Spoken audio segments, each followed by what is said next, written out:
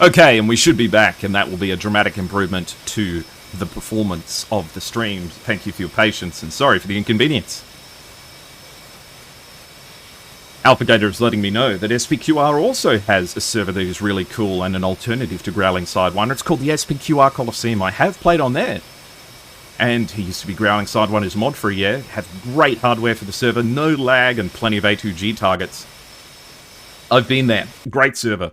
Would highly recommend. In fact, SPQR is being so gracious as to help us host this event. So, we can be extremely grateful to all of the members of SPQR for all of the wonderful help that they've been, and for being such good pilots and good sports.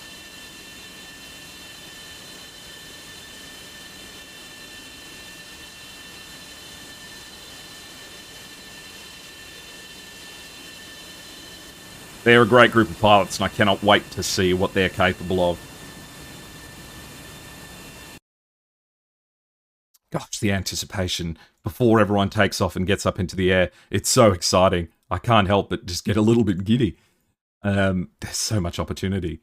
Who's going to win? These two teams, I mean, unfortunately, 343rd haven't had a massive opportunity to show off everything they're made of thus far, with having to resort to 1 or 2 buys so that they can make it through to this round.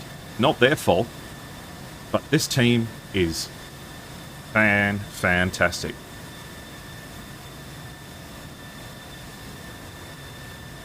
A quick wipe of the controls, and everyone's looking like they know what they're up to.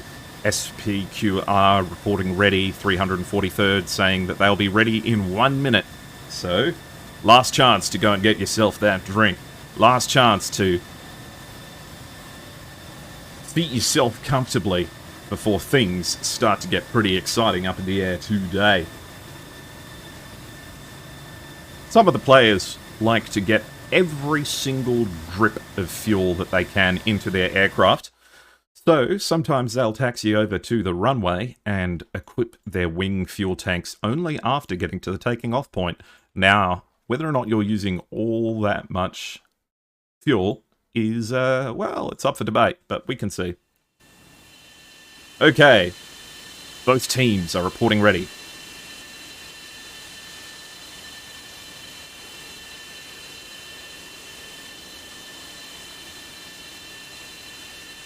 Ten, 9, 8, 7, 6, 5, 4, 3, 2, 1, go, go, go. And that is the beginning of this first of the knockout matches for SATAC. There won't be any runway crashes in amongst these guys. They know exactly what they're up to with their JF-17, piloted by SPQR Praetorian, letting them lead the way. Off the runway, we have our first pilots in the air. We have the F-16s taking off first. After the JF-17, in beautiful formation, I might add. Some of these teams put a lot of emphasis on formation, and it can have some tactical use. Meanwhile, over here, we have a 3-ship takeoff happening with the 343rd. Their 3 F-18s taking to the skies. Oh, God, don't they look good? It's a beautiful day for flying. I'm so glad when we get the clear days of flight. It gives plenty of opportunity to see exactly what's going on. Of course, when you've got a radar that can do some tricky targeting for you, you're not necessarily concerned too much about being able to VID all the time, but it's nice from a viewing perspective to be able to see where everyone's going and what everyone's up to.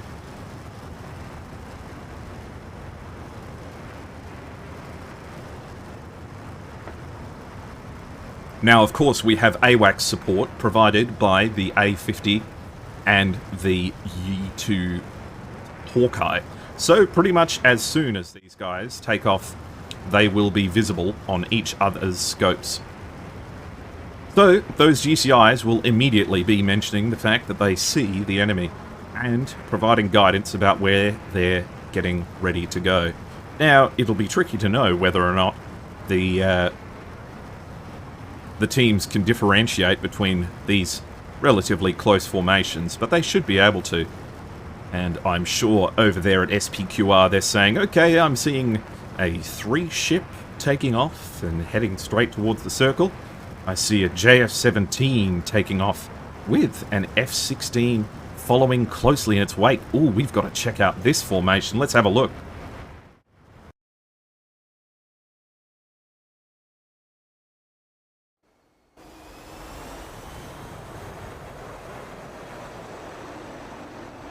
They're getting nice and close. Now, strangely enough, this JF-17 hasn't brought the jamming pod. You can see that that belly pylon is empty. That's an interesting choice. Lots of the JF-17 pilots prefer to bring the jamming pod on the central pylon to provide them with a little bit of electronic warfare. We can see that the relative altitudes are about the same for the JF-17s and F-16s, between 16,000 and 18,000 feet. Plenty of fuel to burn at the start of the match, so these guys will be making their way towards the zone with their afterburners on. Yes, Techneticum will have plenty to say about the prizes available. Finally, the Su-33 is following up from the back, not even using afterburners during this takeoff. Plenty of fuel on board this aircraft, so you'll have plenty. There we go. Oh, just a little bit. They'll have plenty of fuel to do the fighting with.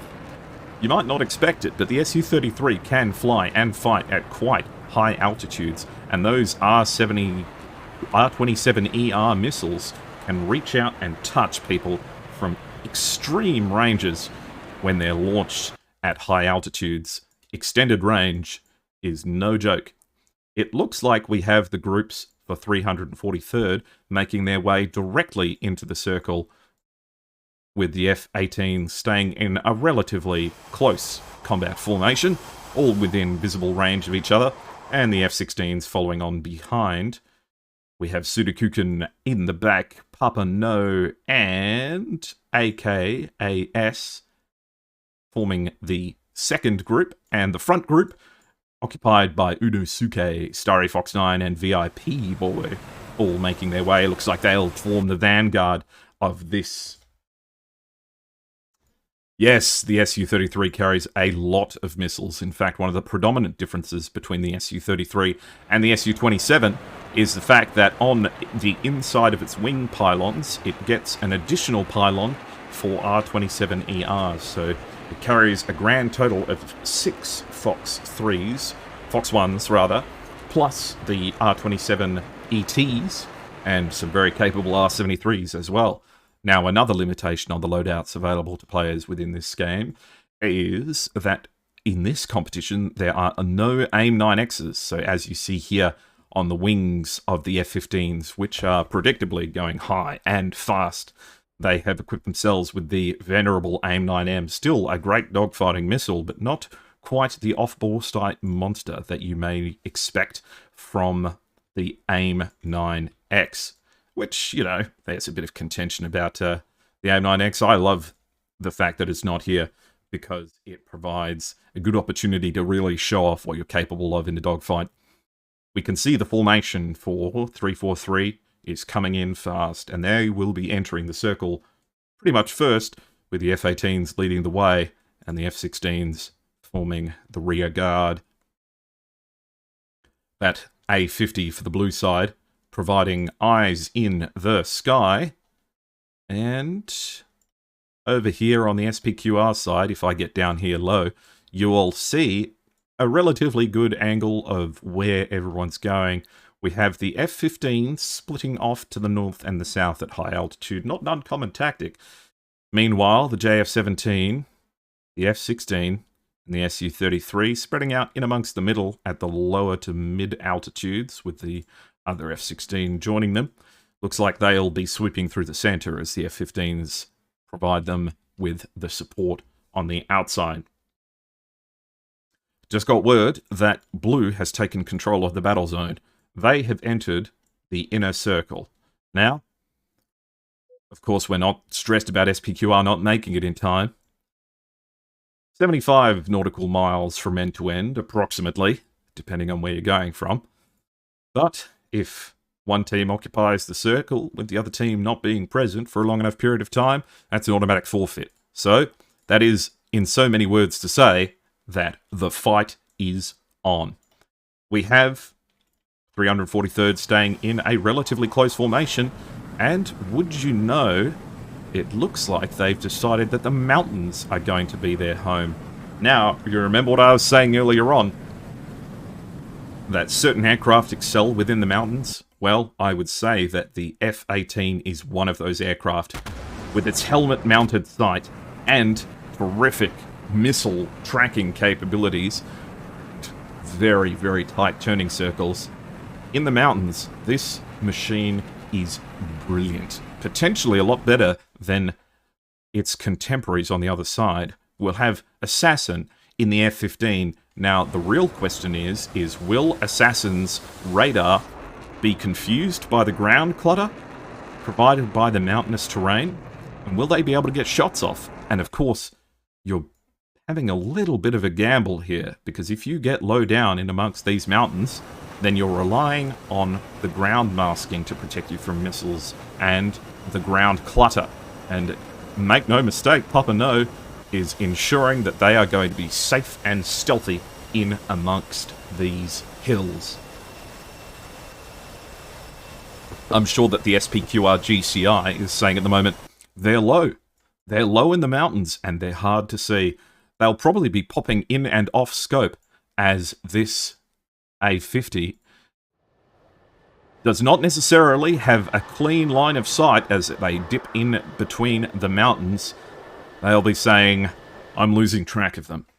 But you can only stay hidden for so long. With the F-18s ready to dip down into the mountainous terrain, if they sense long-range launches against them, I would say that this is a pretty good move if you're concerned that the other team's bringing F-15s against you. Assassin looks like they're committing towards the attack. They'll be guided towards the entire 343rd group, so must be confident in their ability to escape should they get launched upon from down below. I don't blame them.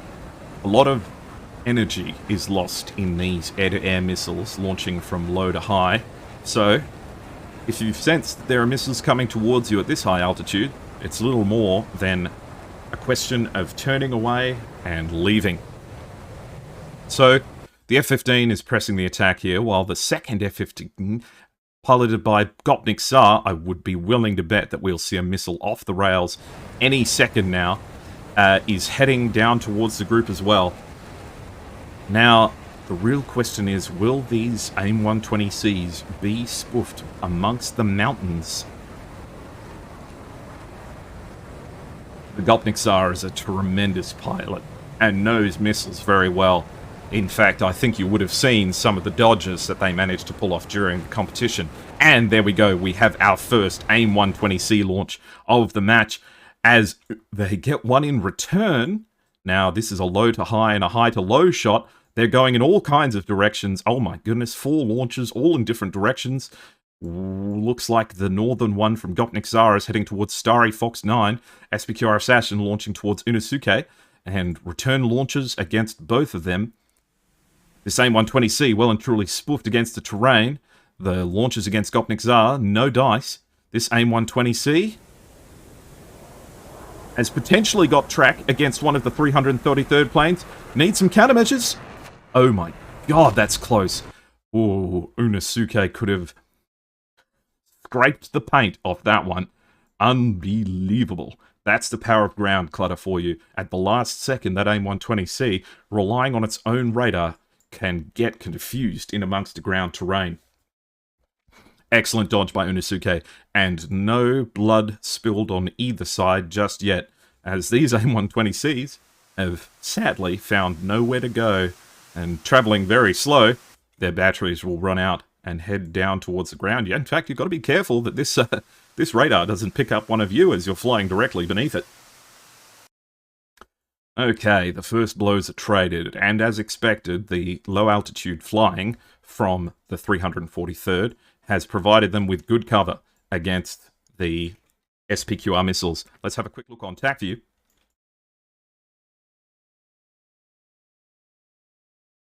So, the first missile actually came from Umasuke, and then was followed up by Starry Fox 9, as Gopnik Tsar and Assassin chaffed and flared their ways out of that one. No impact. Everyone's turning back towards each other with an R-27ER launch from the Su-33, potentially against Sunukuken, travelling very fast. Has it got a track on anything? It's not manoeuvring, so I'm hazarded to say potentially no, as we have an AIM-120C launch in return.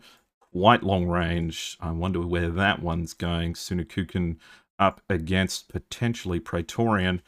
Very, very ambitious missile launch. It will probably run out of energy before it even gets up to altitude.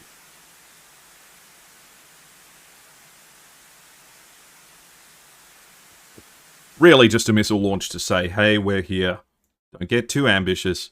The entire group of SPQR now heading towards the mountainous terrain that has hidden the 343rd.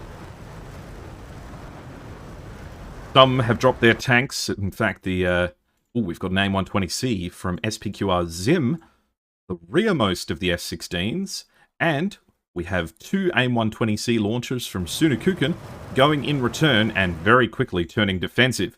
That AIM-120C launch could potentially be dangerous. AIM-120 Bravo from KCDC, really? Okay, I wouldn't have guessed that that would be going out. And these AIM-120Cs don't look like they're going anywhere. AIM-120C, this one looks like it might be the deadliest. Has it got track on anyone? Oh, it's going to be close. It's going to be very close. Bad luck. Looks like we've lost one of the 343rd. First one to go down. We'll have a look on TAC view in a minute. AIM-120B. I cannot believe. I don't know. There's got to be a reason for it. A short-range shot from SPQR KCDC and Gopnik Tsar. Another AIM-120B launched against Umasuke, who is going to be relying on the ground clutter to save them from these launches. But they've got plenty of room to maneuver. Are you going to be dumping a little bit of chaff, a little bit of flair, or are you that confident that you've got this one beat? Looks like your confidence is not misplaced, as that missile has gone daft. Another AIM-120C launch in response to Gopnik Tsar, but they are so high and so fast. Missiles back and forth from SPQR Assassin and Starry Fox 9. Starry's going to be relying on ground clutter to evade. You can see it just coming in, And we've lost one. Oh, it looks like that Assassin has gone down in the background there. Sunukuken's got a missile coming in very fast, but has managed to evade. An SD-10 from Praetorian and an AIM-120C in response. SD-10 misses. The AIM-123 connects. The JF-17 is down. This was going SPQR's way, and it suddenly turned a little bit sour. The entire group of 343rd is looking relatively cohesive right now. Meanwhile, SPQR is looking like their cohesion has potentially fallen apart. Gopnik Tsar still has two AIM-120Cs to work with up there high in the sky. This Su-33, still plenty of missiles as expected, only one R-27ER launched. But where are they going? Meanwhile, KCDC is looking a lot like they are out here by themselves, with 343rd planes all making their way towards them. Here we have VIP Boy launching their final AIM-120C. Plenty of speed. And that's going to be a difficult one to miss. Another AIM-120B. Is KCDC going to be able to pull enough shapes to get away with this one?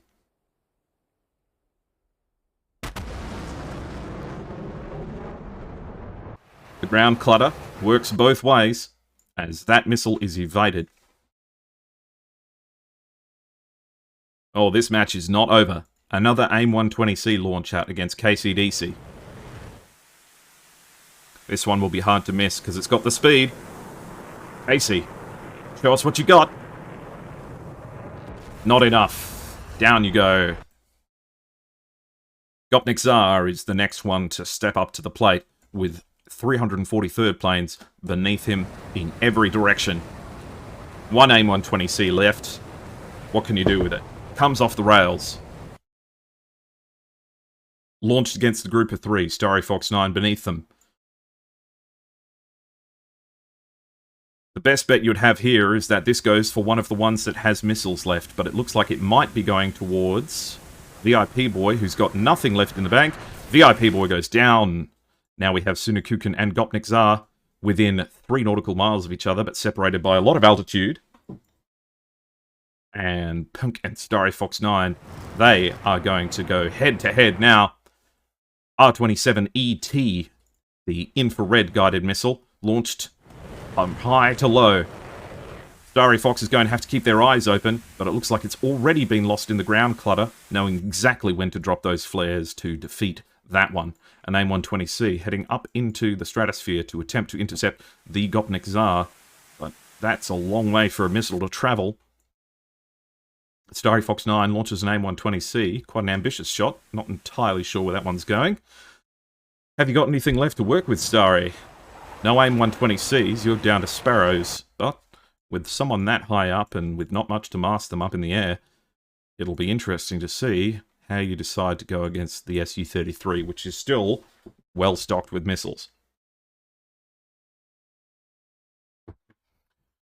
Looks like Papa No has decided to come down south to help Starry out with the Su-33, while Sunakukin is happy to continue pursuing the F-15, who is now at low altitude with no AIM-120s left. This may end up being a Fox 1 fight. The last AIM-120C from Sunakukin launched against the Gopnik Tsar, his only real hope from evading this one potentially being the ground clutter. You can see him just off the nose to the left a little bit. Chaff flare, it looks like it's gone stupid, and it has lost track. An AIM-9M also launched, potentially a little bit outside of the range of that particular missile, unless you turn into it. Oh, this might be a desperate, deadly maneuver. Turned right at... No! No amount of flares is going to save you there if you turn directly into the missile that's coming for you. Didn't have the speed to catch up with you until you gave it the speed it needed. AIM-7, the Sparrow, launched up high against the Su-33, which launches a missile in response. It's the Battle of the Fox 1s happening now.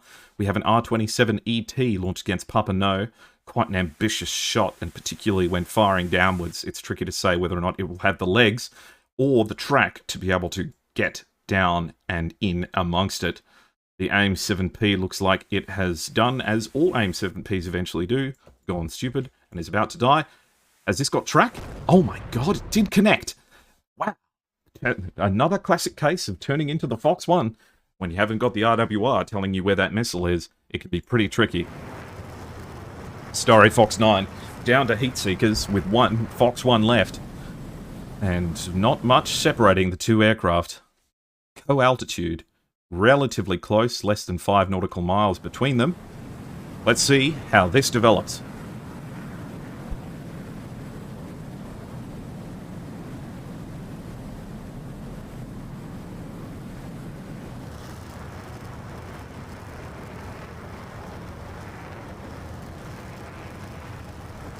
Your beloved flanker. Well, I tell you what, he's going to have to do some impressive shape turning here.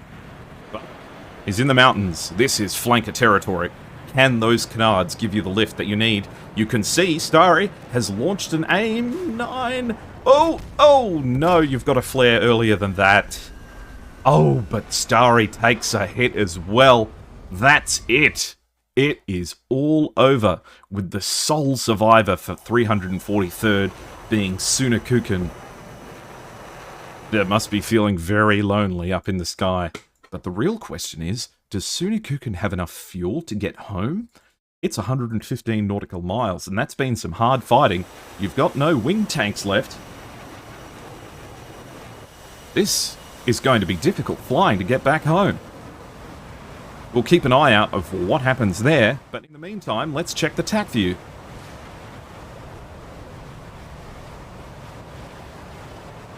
So, let's keep an eye out on what happened up here. This is the battle I'm interested in. This JF-17, this F-16, This F-15 doesn't necessarily feel like lining up for a particularly cohesive attack.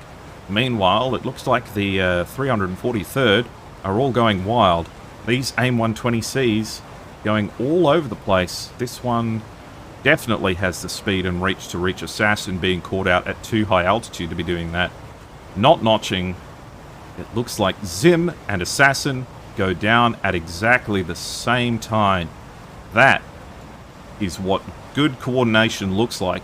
2 missiles, 2 targets, 343rd show that they know exactly what they're doing. And in fact, check this out.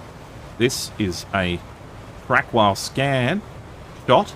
1 missile away, another missile away. And Papa No knows exactly what's going on. Those AIM-120Cs going Pipple almost straight away with enormous speed. Papa No gets 2 kills in the same second. Unbelievable. Bang, bang. And that JF-17 says, I sure hope my wingmen are here to help me. And suddenly realizes that they've got no wingmen left and have a lot of 343rd planes heading towards them. Starry Fox 9 launches an AIM-120C, and this is not the speed and altitude you want to be going when you've got an AIM-120C heading towards you. You are not getting away. That is going to kill you.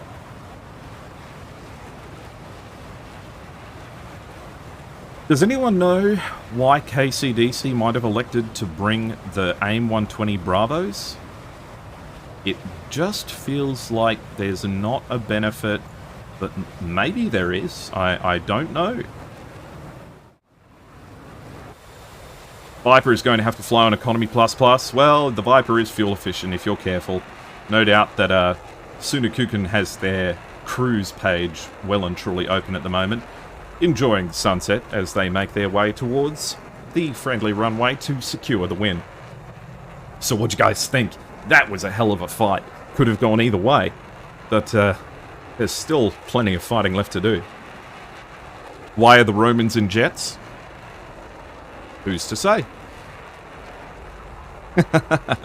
Sudakukin's looking a little bit stressed in the cockpit. Have you got... Give us a nod if you've got enough fuel to get home, Sunakukin. Give us a nod if you've got enough fuel to get home.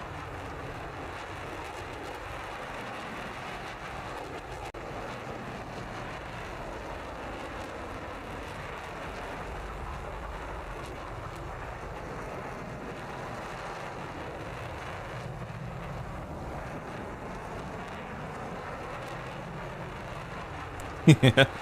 It's difficult to communicate with hand signals in an F-16. Definitely a good fight. Well done to 343rd and to SPQR. That's a tricky one.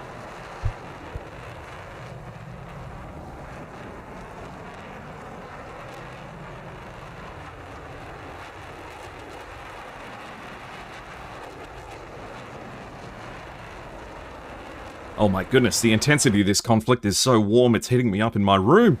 I'm starting to feel a little bit sweaty. Had to open my window to make sure I get a little bit of fresh air, just like a jet engine needs air to run.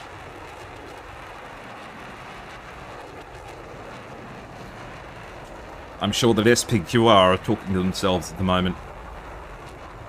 I thought the F-15s were dominant. How are we supposed to defeat them if they go and hang out in the mountains? And I'd say that 343rd came at that one with a good strategy. You see, this is exactly how you want this fight to go. You have Starry Fox 9 firing against Praetorian, who is launching against, I think, Unamu Suke. And one attacks, one defends. You've got missiles going all over the place. Everyone's got their own battle going on. But the communication is just so good, and Unamu Suke is not running the risk of catching an ST-10 today. Not with that much ground to hide around.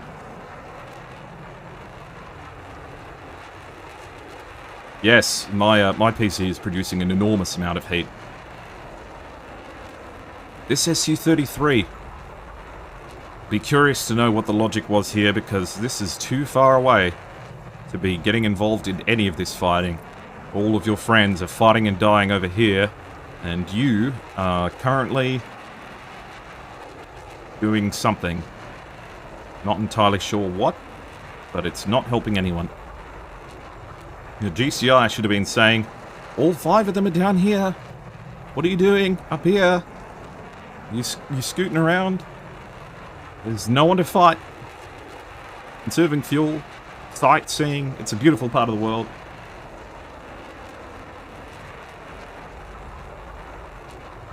And the Gopnik Tsar must have been feeling particularly stressed at this moment in time, realizing that there are 343rd jets all over him, and he's got no AIM-120Cs left. A lot of the F-15s elect to bring Sparrows in addition to AIM-120Cs, but Gopnik did not feel the need, so ended up with only heaters left. And I know that we saw a... You see this? This is unlucky. This moment here. So we have Gopnik Tsar turning around. Vertical scan mode well and truly turned on. That AIM-120C well and truly defeated. Wondering to themselves, where is Sunakukin? Sunakukin's right there. Better get an AIM-9 off the rails. An ambitious shot, but, you know, better to have a missile in the air than not. Launching countermeasures against the AIM-120C, which do work. Gets notched very nicely there. This AIM-9 launched, and had you kept countermeasuring, would have been defeated. Or at least kept maneuvering. But turned directly into it. And no amount of flaring is going to help you at that range. There is a human GCI to coordinate. There is. So, with the motor on that AIM-9 burnt out, I'm willing to bet that Gopnik just didn't know it was there until it was too late. If you had cut some shapes right now, you would have survived. But at this point, it is now too late. Then you become part of the terrain of the Caucasus. Meanwhile, the Su-33 is just getting involved too late. The ETs are good, but they're not very good. Breaking that guidance instantly, and it just has lost track straight away. Papa No knows it's there, starts flaring, it's already dumb, it's just not going to hit anything. Yes, the GCI guidance is being provided by one of the sponsors of the event, Lot ATC, with the team leaders being provided with keys generously by the team. And it is a beautiful piece of software that I would highly recommend checking out to anyone who's interested in the GCI role or in any kind of planning or organizational or tactical representation of the aerial battle space, because it is hard to beat.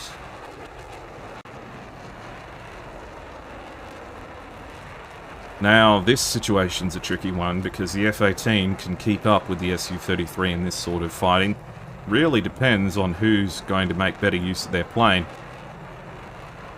And truth be told, had you been looking in the right place, you might have been able to get the electro-optical on them. But with 2 AIM-9s in the air at that range, there is no getting away. Of course, Starry Fox 9 catches an R-73 in response, because at that range, your missiles are just gonna hit. But he knows that he can take the hit and go. Meanwhile, we have Sunakukin's F-16 making a gentle flight to home. Definitely looks like they're going to make it. Only 24 nautical miles left to go as the sun sets over the Georgian mountains.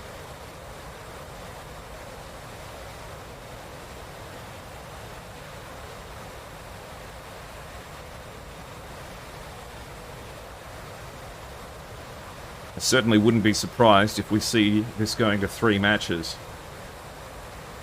because these teams are evenly matched, but in different regards.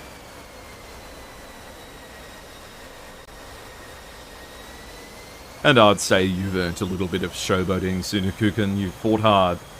Pushed the F-16 to its limits.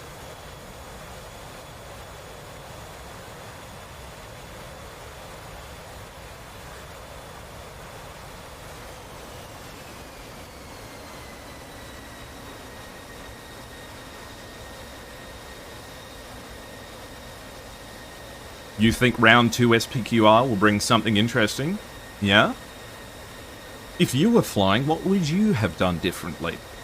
Where do you think tactically it fell down for SPQR? Do you think that 343rd was as in control of the situation as they seemed? Or did that feel a little bit like it was a desperate struggle at the end?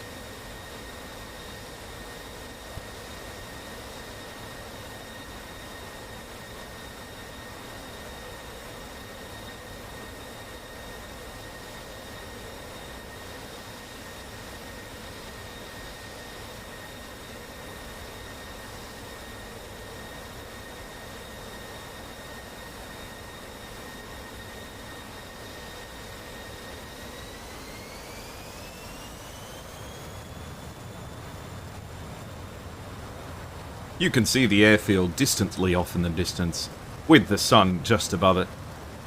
A beautiful bit of flying happening up there in the sky. Now, of course, it's not entirely outside of the realm of possibility that this landing goes all wrong, but I wouldn't bet money on it. You think the mountains played a good part in the defense for the 343rd? I agree. I think the mountains were the right play. With their plane set versus the SPQR plane set, I think that the mountains are a good place to call home.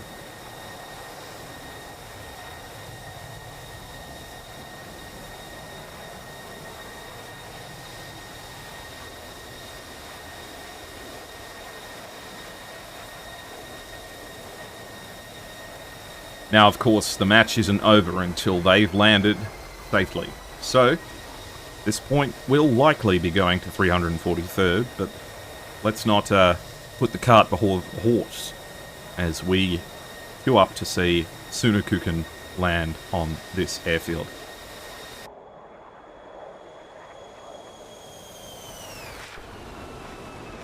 SPQR definitely found themselves too close, flying towards the sunset.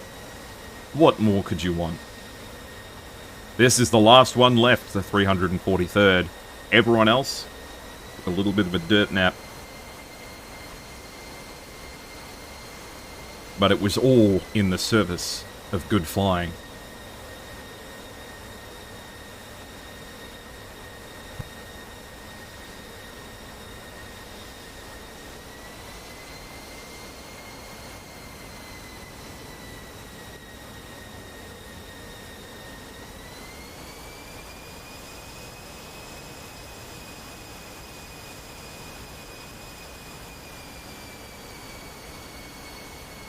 As the sun sets over the Black Sea, we see the F-16 landing gear down, a picture-perfect overhead brake as they turn towards the runway. This is your time to show off, Sunakukan. Butter that bread.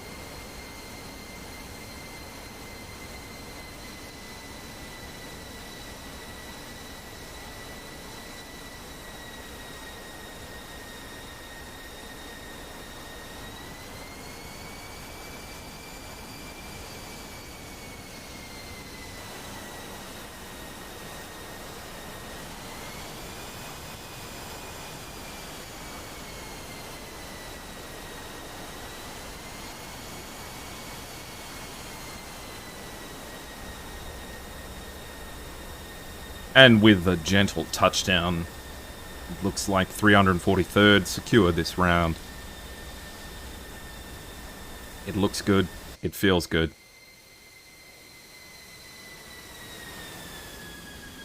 Beautifully done.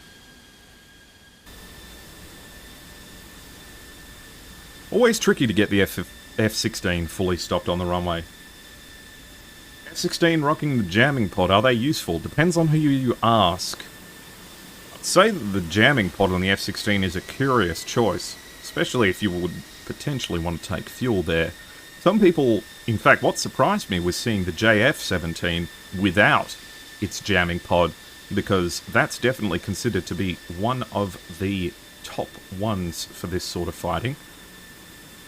Okie dokie. Well, make no mistake, this one belongs to 343rd, and we have one on the board.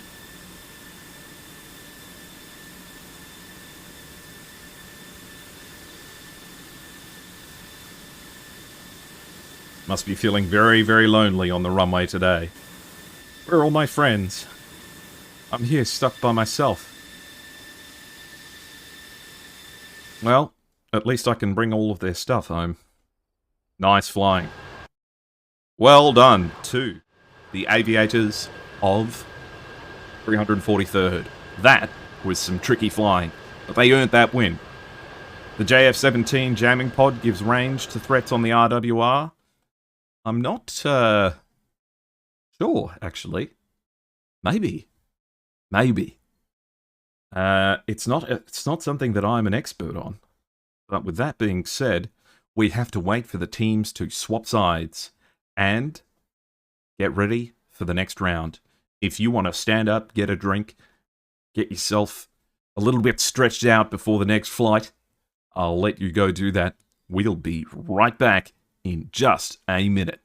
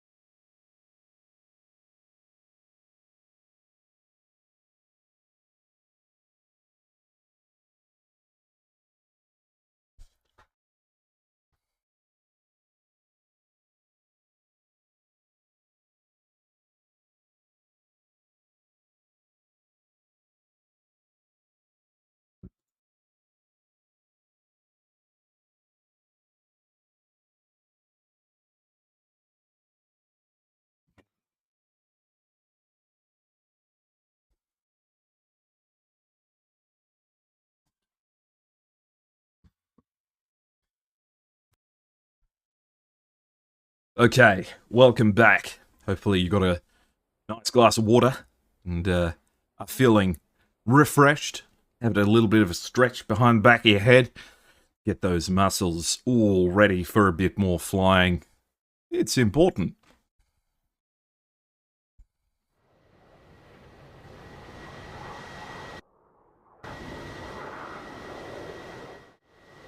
We'll wait patiently for everyone to get back into their aircraft and ready to go as we have a look at the A-50s. that provide the all-important GCI information. Great big curious looking aircraft, but a good looking one. Not entirely sure how I'd feel about doing probe and drogue refueling on a plane that big.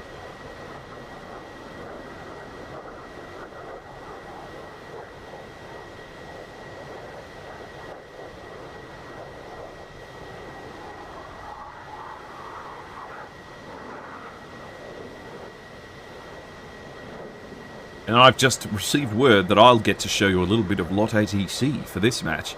So I'm looking forward to having a bit of a show-off of what that's capable of.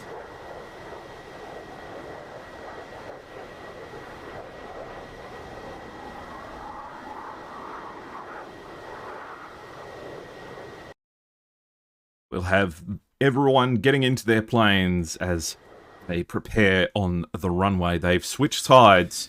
So we have 343rd up on the northeast and SPQR on the south, forget I said anything. We'll have SPQR on the southwest and 343rd on the northeast. North, south, east, and west. I mean, how hard can it be? Never eat soggy Weet Bix. I mean, depending on where you're from in the world, I'm sure you have a different way of remembering that.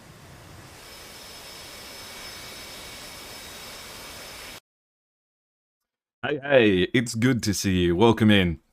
You're just in time to catch round 2 of SATAC.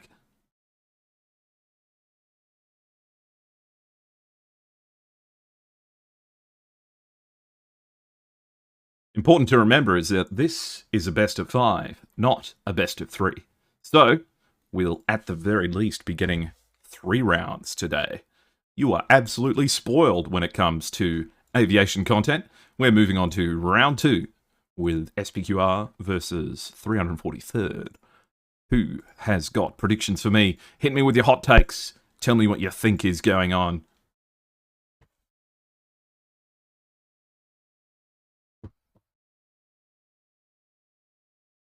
And if you were to pick a side to start on, which one would you want? I don't think there's any distinct advantage here, but potentially starting in the south ended up good for the 343rd, with ready and easy access to the southern mountainous terrain.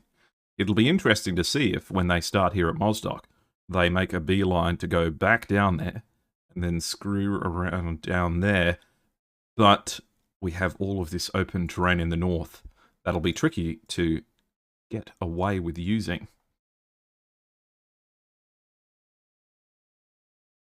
Pineapple on pizza. Okay. We focus on virtual fights here, not real ones. You try to get people into a great big scuffle. Everyone here for 343rd, getting up on the runway. Umasuke, ACAS, VIP Boy, Starry Fox 9, Udate, Sunukuken. And of course, their GCI being provided by Rossmann. For SPQR, the GCI is being provided by AlphaGator. Good person to have on your side. Along with the rest of their pilots, KCDC, Zim, Punk, Assassin, Gopnik Tsar, and Praetorian.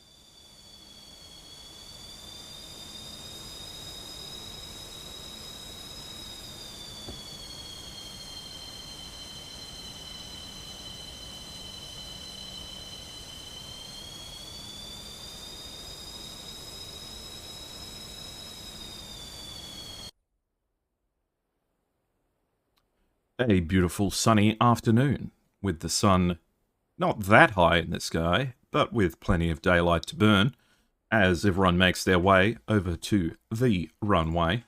Gopnik Tsar in the outrageous SPQR livery, this time bringing the same loadout. Round 2 SPQR will come out with a strong defensive tactic and will use the terrain to their advantage. I like the thought.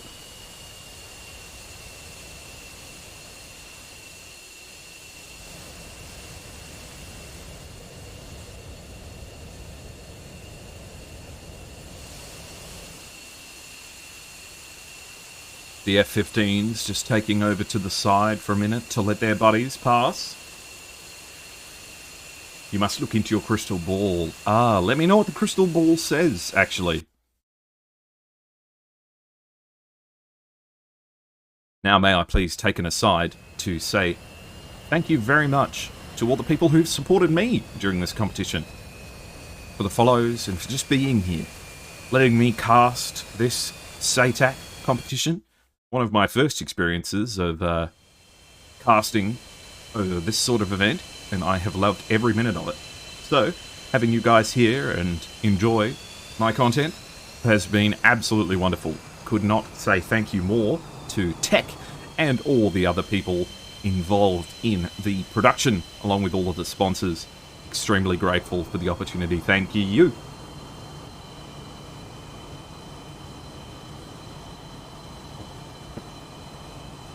The JF-17 lined up and looking fearsome.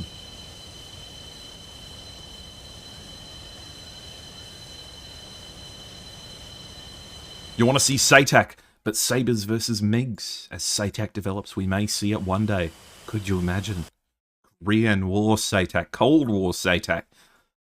We'll see MiG-21s and F-5s blasting their way through the Caucasus Mountains. Maybe one day MiG-23s and F-4s. As 343rd get their engines on.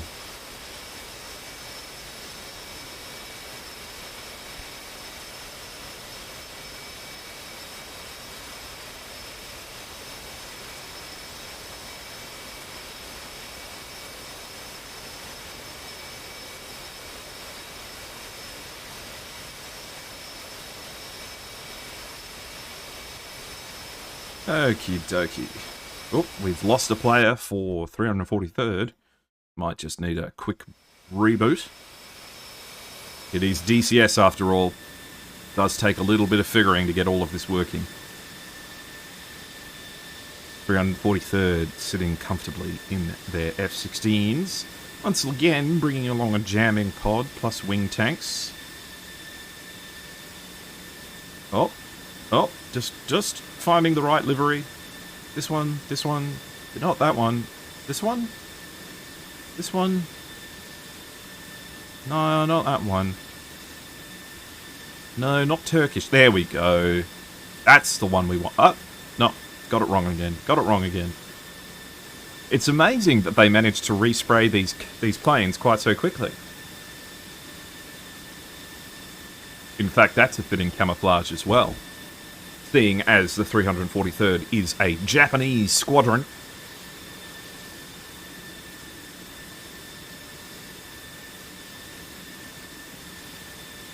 Looking gorgeous in that spectacular Japanese livery.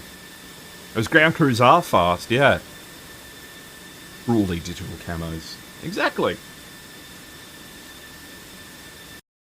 As an aeroplane myself, I can say that getting changed can take a little while.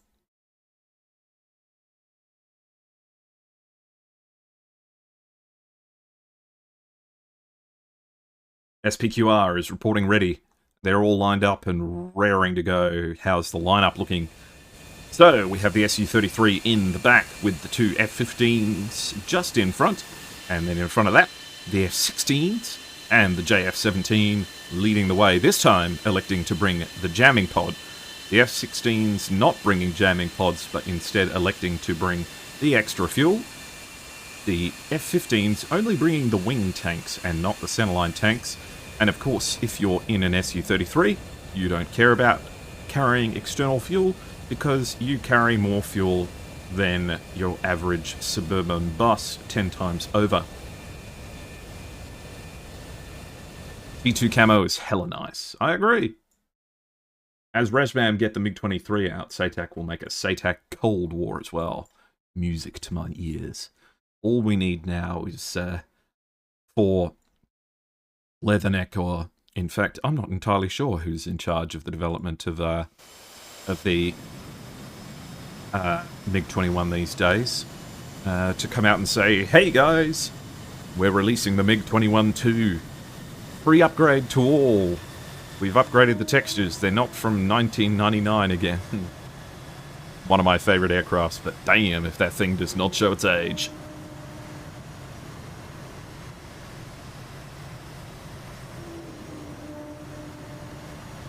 We can die horribly in F4s. You're on.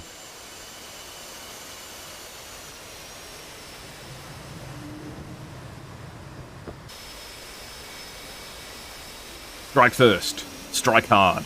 No mercy. A good tagline, I'd say. Penal Unit Commander, Starry. Now, what exactly did Starry Fox 9 do to get put into aeroplane prison?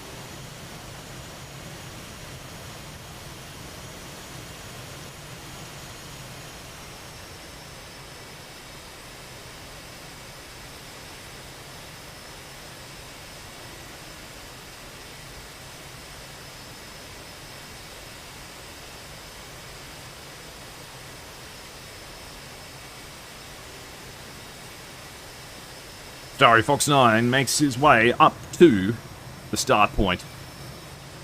The sun shining brightly on this August day.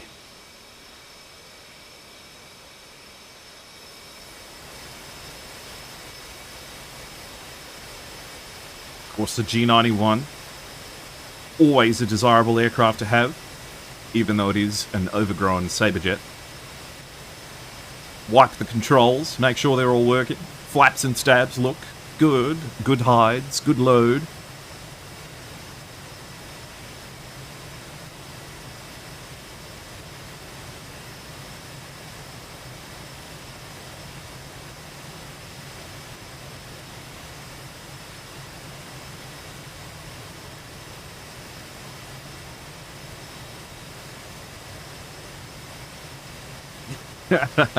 The F-18s motion each other for communications, yes. Gotta wipe those controls. Who knows what kind of grime could be on them.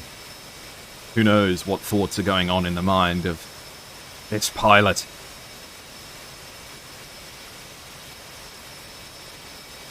Oh! Oh, I'm just gonna jump scare it. Jesus Christ.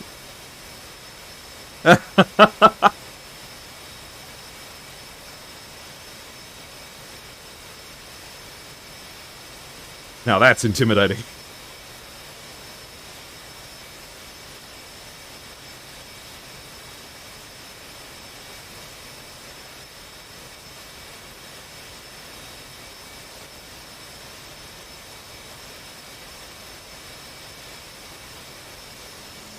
Good neck exercises are important, especially if you use that track IR a little bit too much. Might end up blowing your neck out. What's going on? SATAC 2022, one of the finest aviation competitions within DCS, running for a long time. Now you might ask yourself, why 2022? Well, that's because I haven't done 2022 yet, so it's time to do that one. We'll do 2023 later. This Hornet, of course, electing to present, lifting its wings in order to appear larger to intimidate the enemy.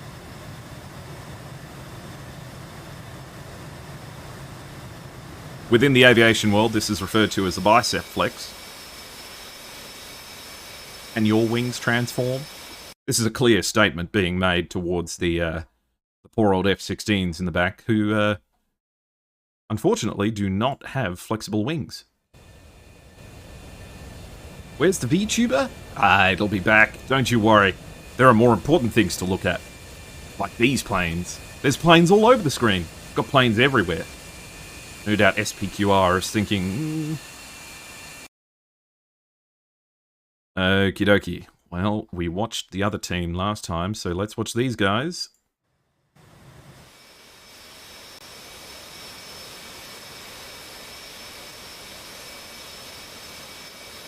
Get set. 9, 8, 7, 6, 5, 4, 3, 2, 1, go, go, go. And it's time to take off with Starry Fox 9 leading the way for the 343rd. All three Hornets in the lead element taking off at the same time. Welcome to round 2.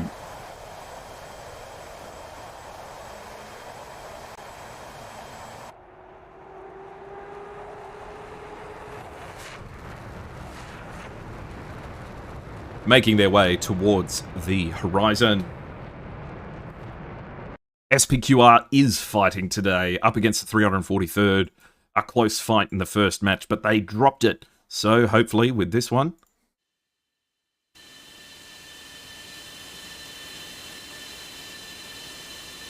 SPQR not quite enthusiastic to go just yet. I hope they got the word. SPQR? SPQR! We're going to take off?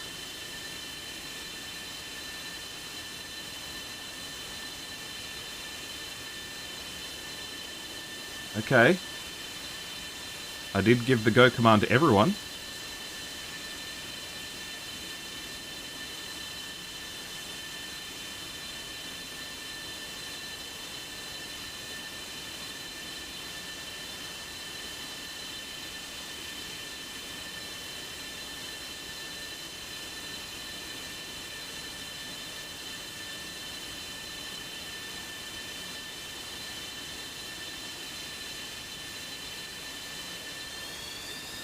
They know!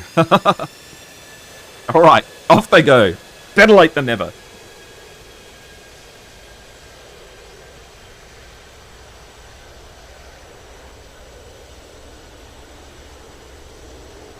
Maybe it was mind games.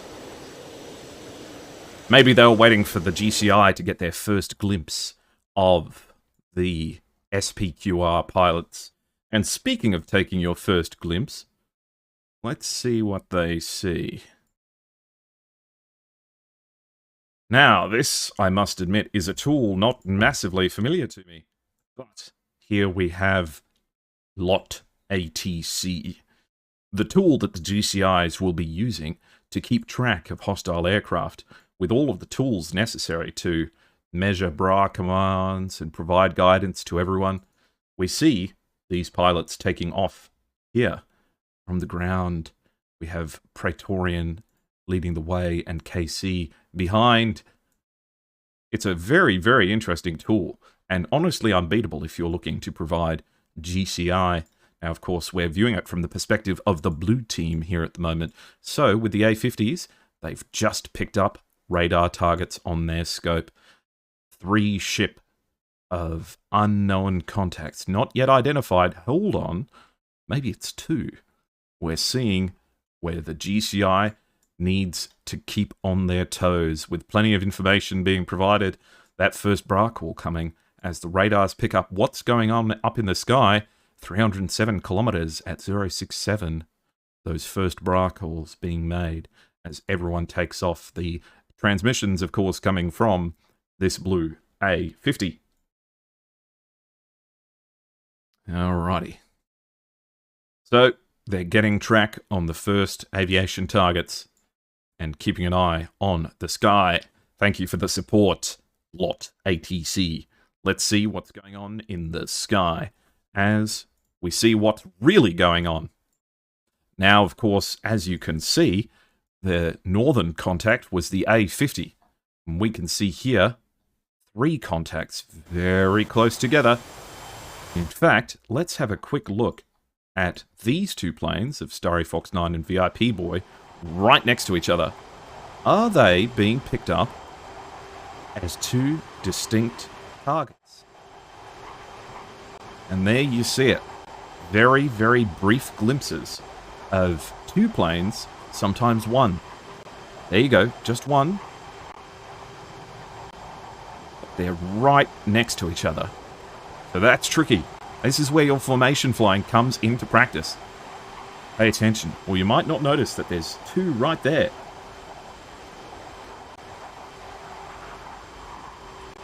They're making their way towards the circle as you see your friendly aircraft making their way towards the engagement zone.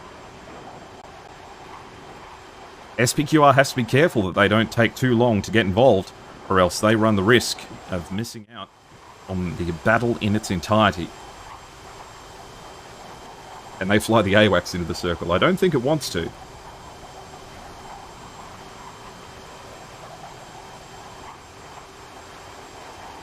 Unsurprisingly, with 343rd making their way towards the circle and going to get there much sooner than everyone else, in one large formation.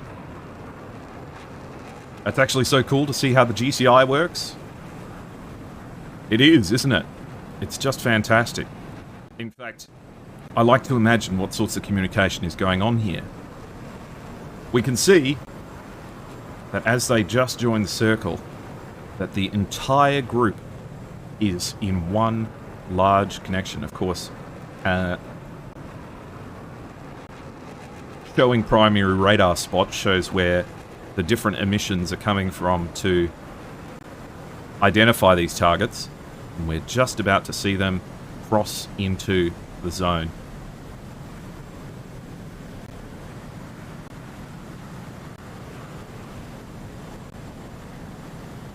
SPQR following behind, 34 kilometers behind.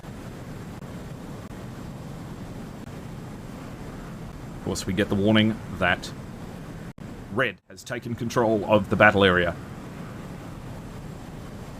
343rd in close formation, preparing for the beginning of the battle.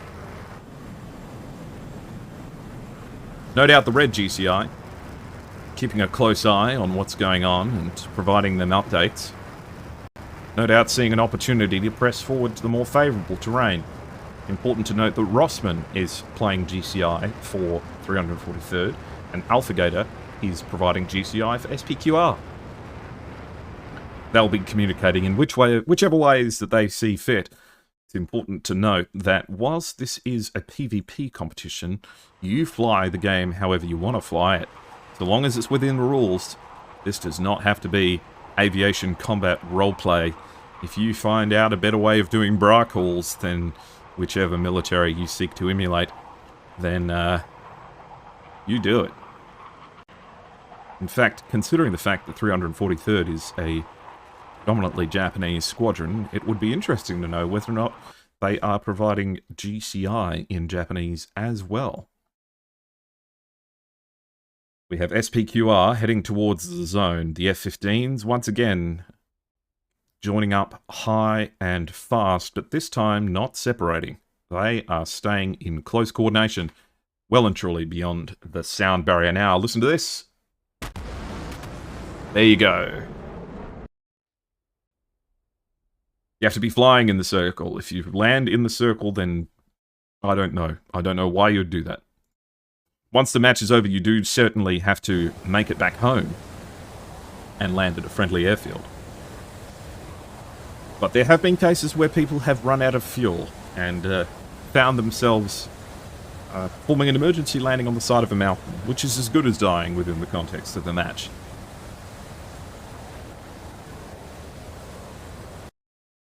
So we have the F-15s leading the way. The JF-17 and the 2 F-16s following along behind, acting reactively to what they will see coming up from SPQR. As we have a look at Lot ATC, we see 136 kilometers of closure. The DCI is staring intently at this screen. This is what Air Battle Command looks like.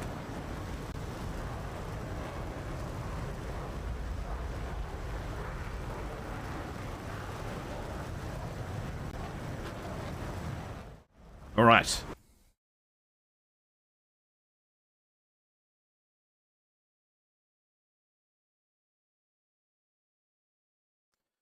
This formation is looking deadly. Starry Fox 9 and Udati have dropped low. So, as I have a quick look on Lot ATC, they are appearing and disappearing off the scope. In fact, I really want to show you this, but it's going to be battle time in just any second. From the Lot ATC screen, we can see that Starry Fox 9, when he dips below the mountains, he disappears off the scope. If you stay low enough, you're totally invisible. Udati and Starry Fox 9 going stealthy. ACAS and Sunakukan circling back to provide rear cover as a battle plan begins to form within the minds of the 343rd. Now the Gopnik Tsar and Assassin in the F-15s are bolting towards VIP Boy and Umusuke, well and truly within weapons engagement range. We'll see a missile come off these rails in any second, I have no doubt. Unless they're not getting the directions they need. Oh, we've got a disconnection. KCDC has dropped. That is not good.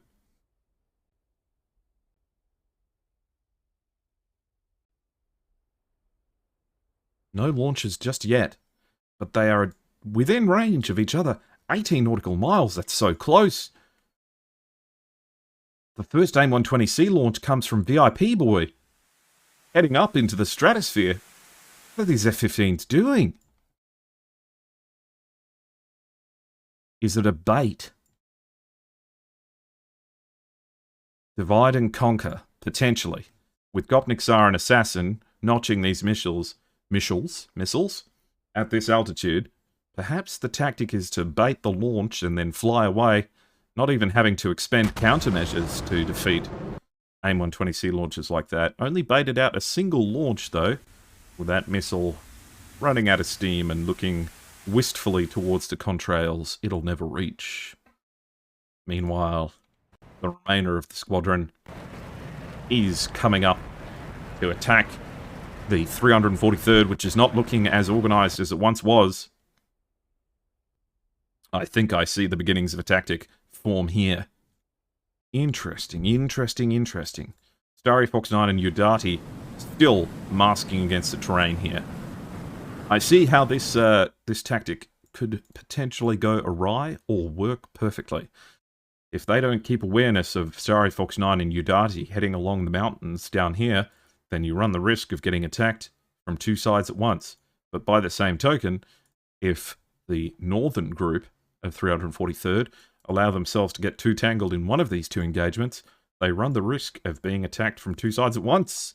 This is getting difficult.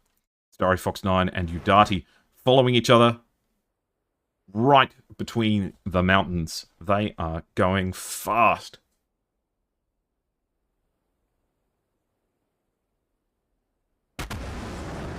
It takes a lot of power for an F-18 to get supersonic. We have an AIM-120C launch from Zim towards ACAS, and an AIM-120C launch in return from ACAS. Both quite close to the edge of the range of these missiles, but they do have speed. ACAS is going to have to go defensive to defeat this one, but to be honest, it will be difficult to not defeat that with that much ground masking that you have access to, and certainly this AIM-120C is low and confused. Starry Fox 9 launching AIM-120Cs, and SD-10s coming in response from Starry Fox 9 and Udati. Plenty of mountain to hide in down there. An R-27ET launched from the Su-33 against ACAS, who is probably still defending. Yeah, that's looking stressful indeed. But can you defeat this missile? Oh my goodness, these are going so fast. No track. Oh, we've just lost... Oh, fuck. We lost ACAS, who caught that missile. Is this SD-10 tracking? Gosh, that was close. Just underneath. Alright, ACAS has hit the deck. Oh my goodness. I've completely lost track of the northern group of 343rd. We're going to have to check TAC view to see what happened there. Umasuke is in deep trouble here. This has fallen apart for 343rd instantly. Down he goes. Oh my god, it's down to Starry Fox 9 and Udati. And despite having had a player drop, they're just falling apart. Oh my goodness, we're going to have to see what happened with those F-15s. Udati just launching what they can. Deep in the mountains, but it's all gone wrong.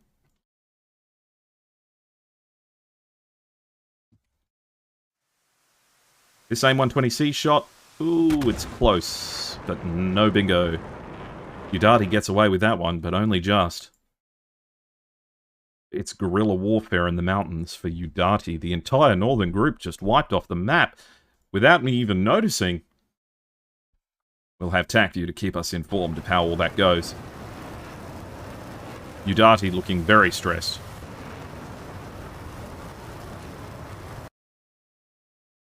At this point, it's a matter of principle. Plane within range, just off the nose. Surely you can get a lock there. Give them a bloody nose just to let them know you're here, Udati. Praetorian's JF-17 potentially in a bad place at the moment.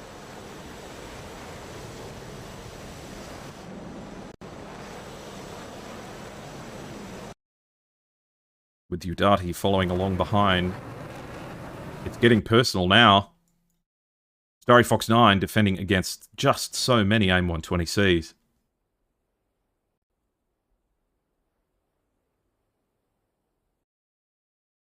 Both of which are looking quite defeated, but only just. You can't tangle with the F-15s in the Northern Territory. The AIM-120C launched in response, just not having the legs. Udati's talking to Starry and saying, things have gone wrong, man. I don't know what to do. Not against this many planes. And Starry says, I don't know either. Everyone's around us and at higher altitude, and we're being attacked from two sides at once.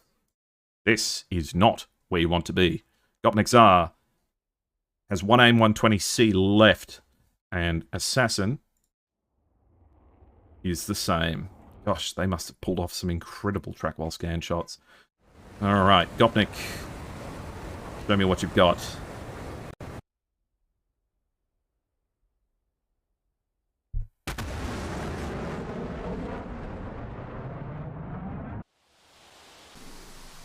Missile off the rails for Gopnik Tsar, going absolute light speed against Udati. This, it will be difficult to evade. Your only hope is the ground clutter. And it works. Okay. Not all bad news, as Starry Fox 9 earns themselves an SD-10 in response to the missile they launched themselves. No impact. The AIM-120C. Is it lethal? Not unless the JF-17 makes a mistake. Slowing down. Probably doesn't have the legs. R-27ER against Udati. Impact. No dice. It's Starry Fox 9 left here to try and make an impact. SPQR come back with a vengeance. Starry Fox 9's got a plane directly above him. This is bad news.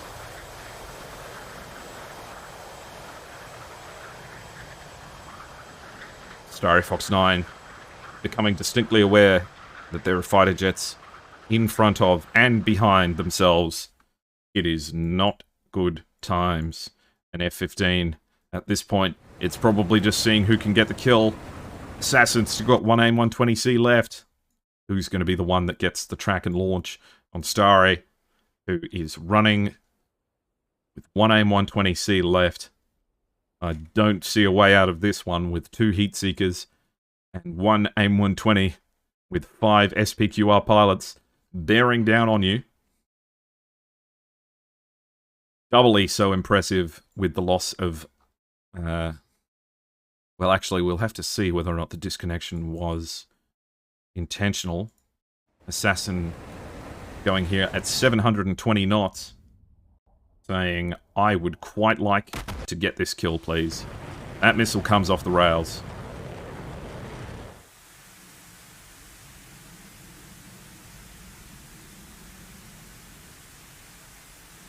Spoofed in the mountains, has nothing to keep track of. Starry Fox 9, just burning fuel at this point. I'm doing well. I'm doing a lot better than 343rd, who have received a harsh lesson to not rest on their laurels. This is brutal. I reckon Starry's probably going to turn around and... Oh, what have we got in the air? Starry popping flares. Not necessarily getting attacked by anything, but launching the AIM-120C against the high target. That could connect. R-27ER, Starry Fox 9, merging with the F-15. They crossed each other.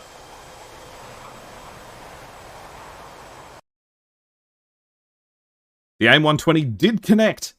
It did connect. So, Starry Fox 9 has their first kill, bringing it down to 4 SPQR planes. Starry's a very good pilot, but he's only got so much fuel. He's only got 2 heat seekers. He's only got a few countermeasures left.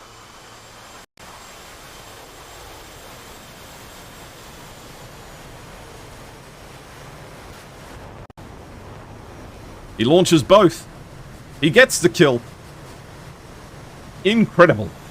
That's 2 planes down for Starry Fox 9. He's down to guns with Gopnik Tsar, Assassin, and Praetorian left to go.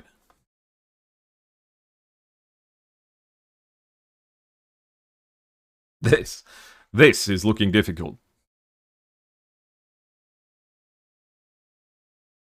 With Gopnik Tsar turning in, and Starry Fox 9 meeting the challenge. The 2 of them are about to merge. They spotted each other.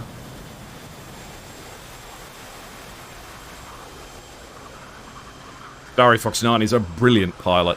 Really, really good. If I had $1 for every time he shot me down, I would be wealthier than I am now.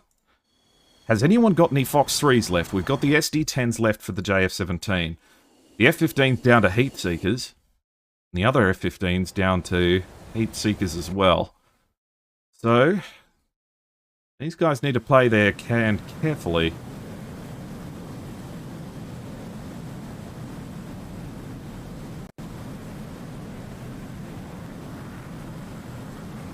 The fact that Starry is still alive right now, I feel like takes everyone off guard. The JF-17 looks like they'll be the one to take up the challenge here at the moment. Heading over to Starry. Have you found him? He's just peeking behind the mountains. The GCI obviously saying, hey, I know he's there. He's got to be there. Oh, are you going to turn right in behind him? The camera's tracking Starry at the moment. It's going to be difficult to dodge SD-10s at this range. Turn on those dogfight modes. They found him. Missile away. Starry, have you got anything for this? That missile wants you. And he spoofs it into the mountain. He gets away with it. JF-17 saying, I missed him. I've got more missiles, though.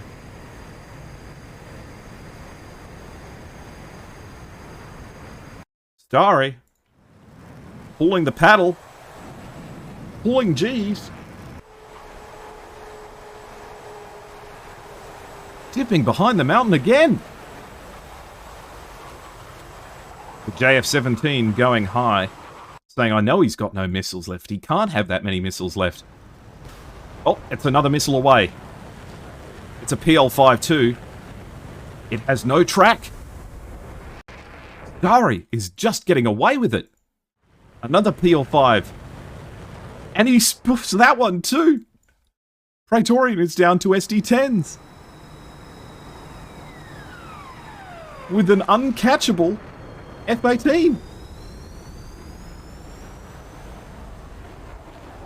Unbelievable. It's a dogfight. The F-15s can't help if they launch... Oh my god. Oh, so close. The missile's being launched at the moment. We've lost one of the F-15s. Where did... Unbelievable. Where did Gator go? Where did Gopnik Tsar go? Come on, put the nose on him and kill him. Put the nose on him and kill him. Oh my god, he got him! It's 1-on-1. There's one left. AIM-9M out from Assassin. No track. Starry Fox 9, have you got the ammo left to do this? Unbelievable.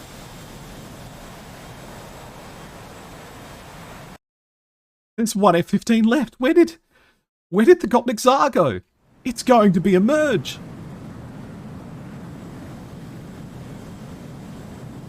They're merging over the top of the hill. They're right next to each other. He hit the mountain. Starry Fox 9 wins. Can he get home? Starry Fox 9 has done it in a 1v5. But can he make it back? Unbelievable. How did he do that? I cannot believe it. Starry, have you got the fuel to make it home? Can you seal this deal? What the heck? How did he do it? How did he do it?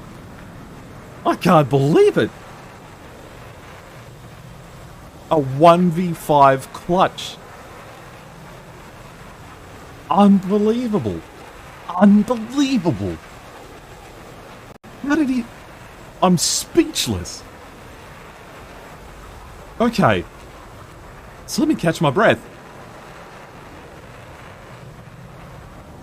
So. Jesus. Okay. So. Here we are.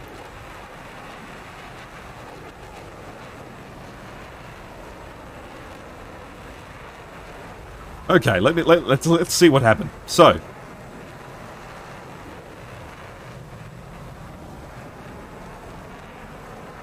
Oh my goodness. So, the F-15s break off north. This entire southern group here, ACAS, Unosuke, VIP Boy, and Sunakuken, just fell apart. What happened? VIP Boy and Sunakuken broke off to engage the northern group.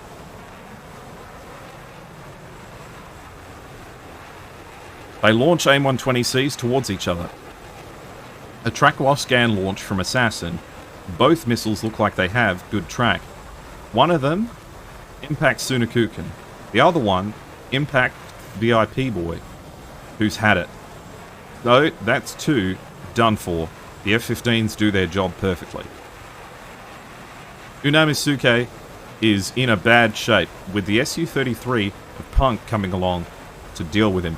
An R-27ER against an F-18 in open terrain is not easy to get away from. ACAS gets caught by an R-27ET. So Punk launches an ET against ACAS, who probably doesn't get a missile warning, and for once it actually tracks in the ground clutter. And then Punk goes along and attacks Unamisuke.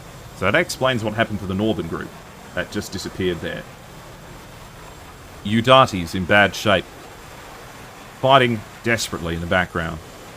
But this is what everyone came to see. I'm hearing an engine spooling down. I'm listening to Starry's engine to hear if he runs out of fuel. So Starry, all by himself. Now we have Zim, Gopnik Tsar, Assassin.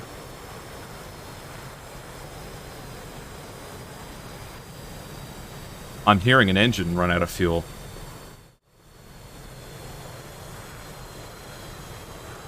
This... Not like this. Not like this. Is this it?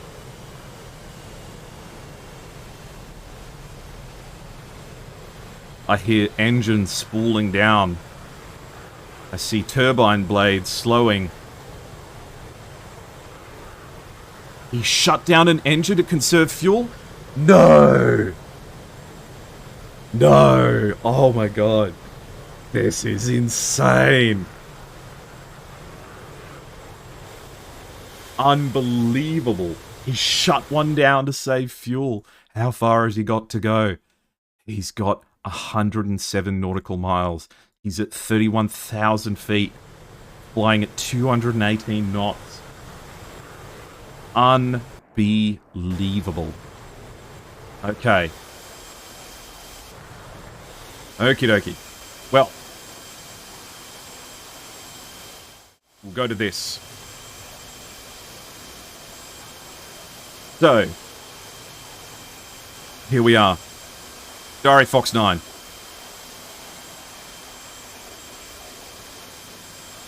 We have Assassin, Praetorian, Gopnik Tsar, Zim, and Punk.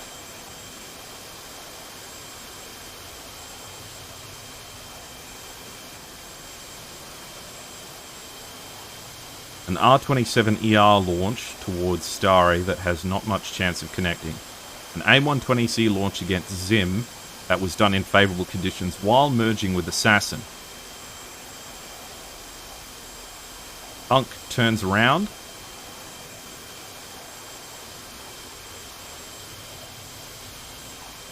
Launches an R-73, which gets caught by Starry.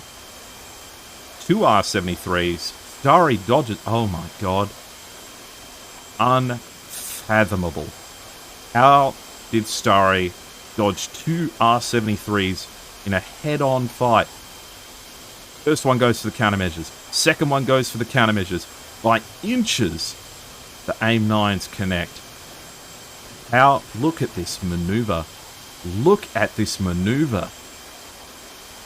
I'll try spinning. That's a good trick. And it goes straight for them.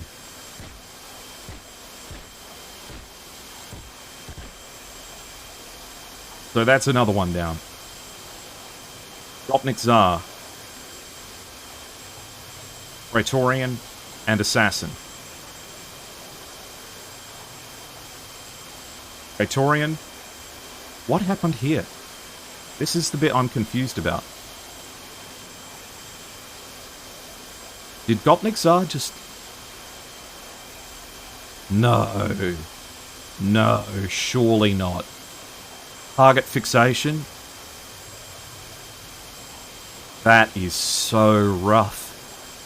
A lapse in concentration hit the trees. Oh, we're going to have to ask because that's terrible.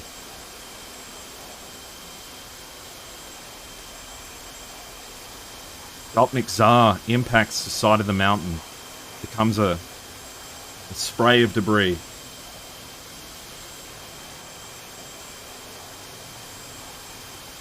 We have Praetorian versus Starry.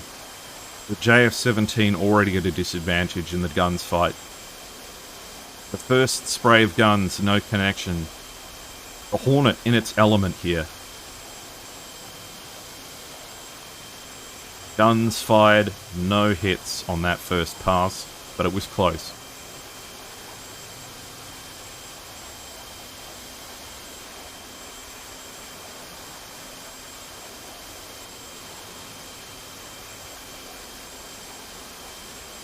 And this looks like it's all over. A spray of guns, Praetorian is history. Meanwhile, in the background, Assassin launches an AIM-9. Starry says, I don't care about AIM-9s, they don't track me. Gets engaged in the fight, and stalls out here?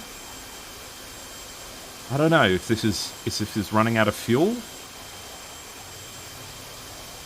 Is this a compressor stall? Going at Mach 0.3? Yeah, had to have run out of fuel. Just completely out. Nothing left in the tank. Launches what he can, runs out of speed, becomes a decoration. And Starry gets away with it. And look at this. At the last second, attempts to launch an AIM-9. That just doesn't track. Unfathomable. And with that, Starry cements themselves within unfathomable levels of firing ability. Truly just astonishing. He is 75 nautical miles away from base. I'm sorry, I just have to stand up for a minute. I freaked out so much. I just need to stand up for a second. I need to catch my breath. Give me 1 second.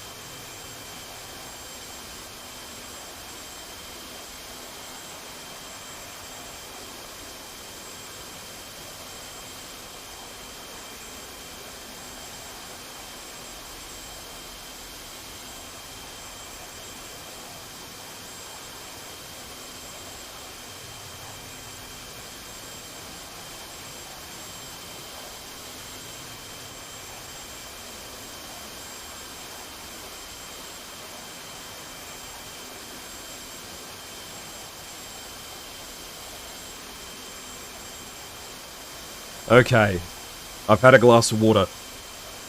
I'm feeling okay. We've got Starry in the air. How far? How far left? 65 nautical miles. It's nothing. It's nothing. An SPQR, that must be devastating. They had that. It was theirs to win. It just got away from them. It just got away from them in the most heartbreaking way possible.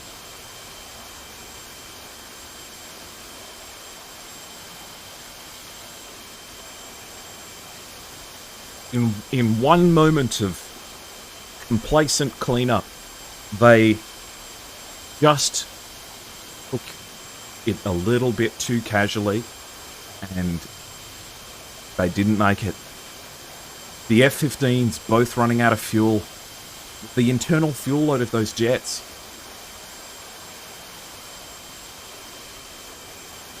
What happened? Starry Fox 9, in a 5v1 scenario, is now flying back to base with not a single hostile aircraft left in the sky.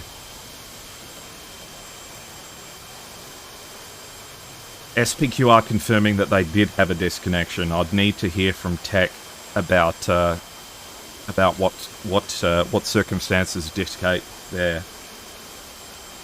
Starry is an absolute legend, beyond doubt. He won 5v1. He did. With one AIM 120C, two AIM 9Ms, and a gun, he won a 5v1.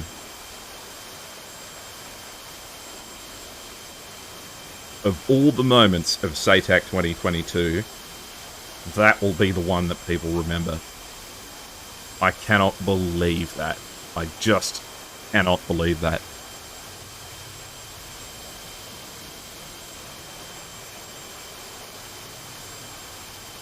Now we're all just sitting here as he flies at 31,000 feet at 201 knots with one engine running and 51 nautical miles till home plate.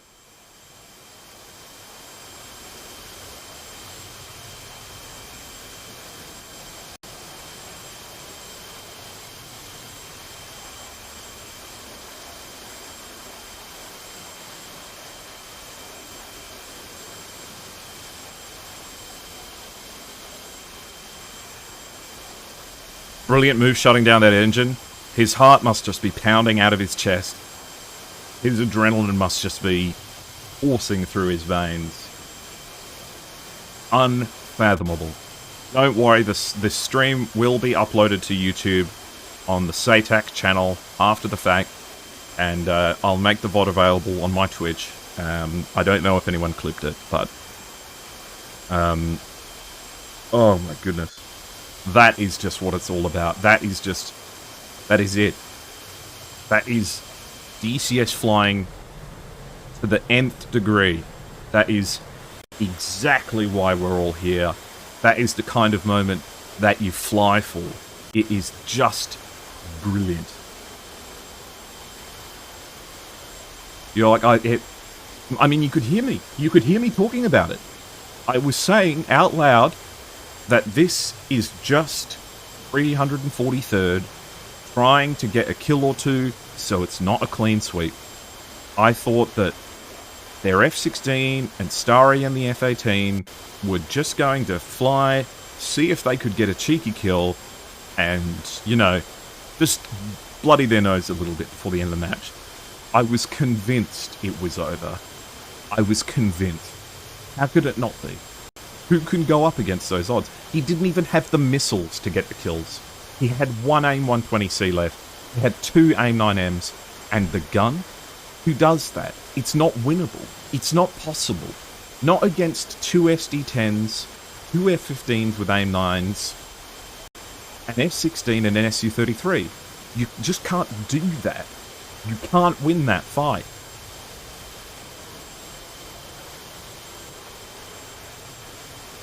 Single engine. Yeah, one engine running. Dari has got no fuel left. Someone tell him to turn his lights on. He probably can't turn on his lights because they'll use too much fuel. It's not the plane, it's the pilot. Oh my goodness. Someone buy this man a drink. Someone get this man something fancy. I cannot believe it. I cannot believe it. How far away from home is he? 35 nautical miles left to go. Must be nothing left. Nothing left in the tank.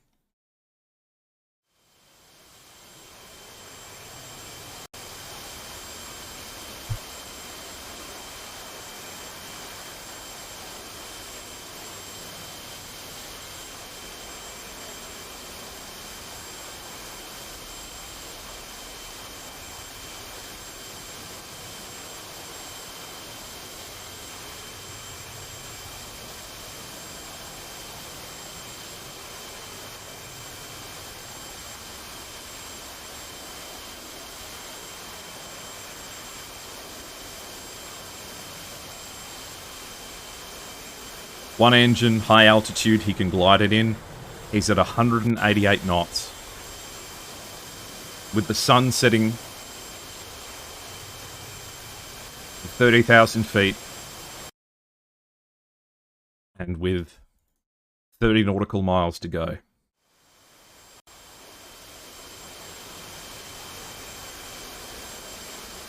He can dead stick in from that altitude. He's got to. He might have to. I'm sorry if it's a bit dark, guys, but obviously this one has to be taken slow. 184 knots. What's his RPM on his engine? 89%.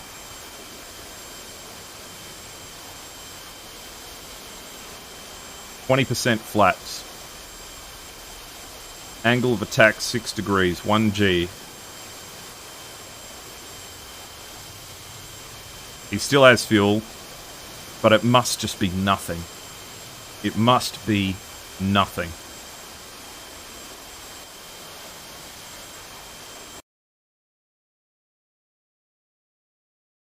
"25 nautical miles. Sure, he can glide this in now.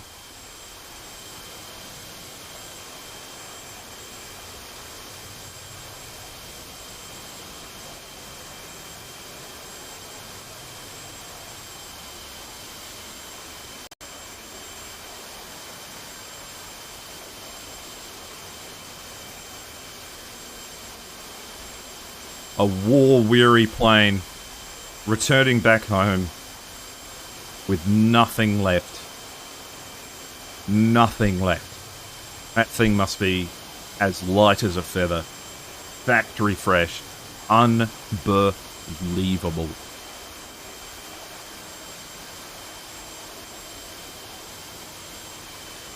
He's got to make it. He must.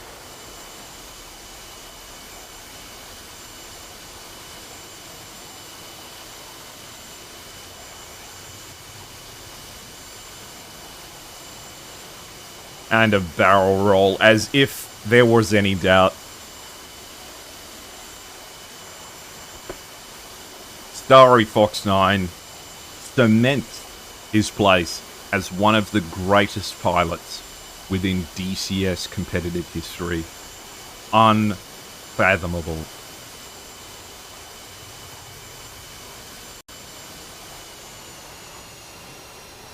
Oh, don't tell me. There goes the other engine. Oh, he's gone idle, maybe. Gosh, I wish the runway lights were on. This is getting stressful.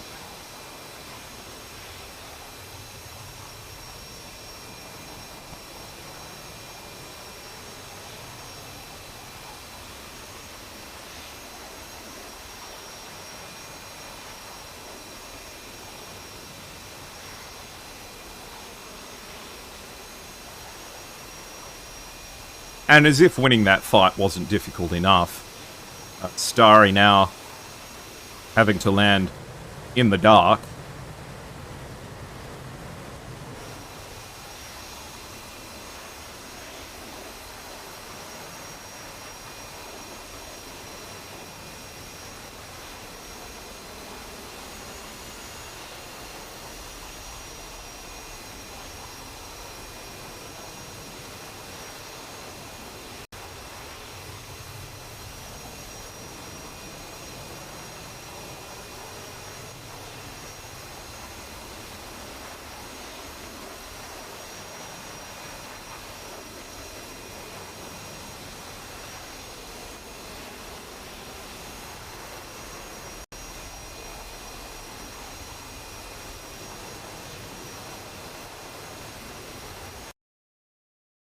He's lined up. He's going to make it.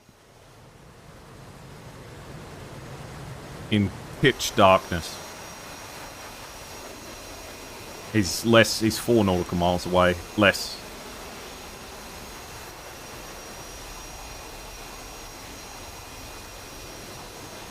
The gear goes down.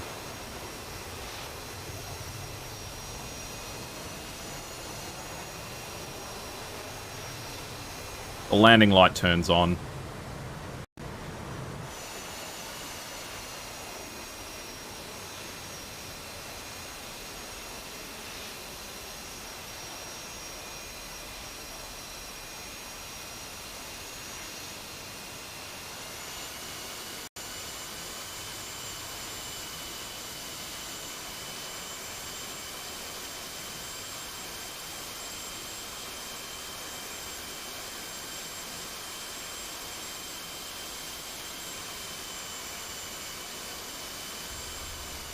And with that, Starry Fox 9 cements their place as having had completed one of the most legendary flights ever having had been done within the DCS competitive scene. One of the best performances I've ever seen within aviation sim combat. Unfathomable. Unbelievable.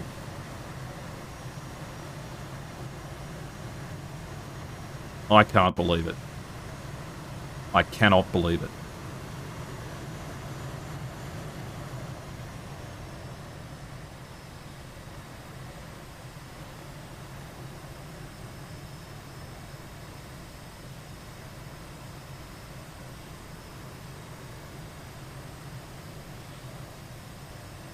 I'm speechless. Absolutely speechless. Starry Fox 9 reports 0.1 pounds of fuel left.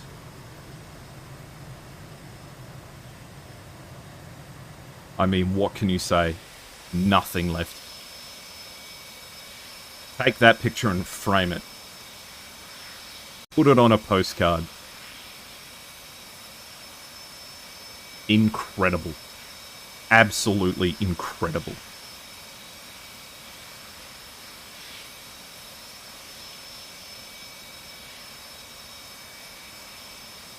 With less than 100 pounds of fuel left. Less than 10.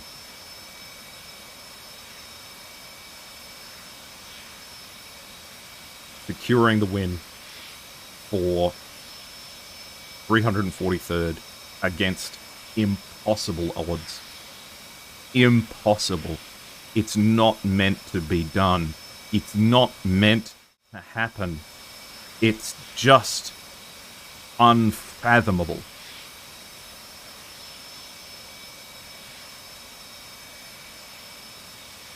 This is not something that happens. This is the stuff you watch YouTube videos about, how it's unrealistic when it happens in a movie. It's just not meant to happen. And he does it. He gets away with it. I don't know. What can you say that hasn't been said? You ever see Starry Fox 9 out there? Tell him that you were there.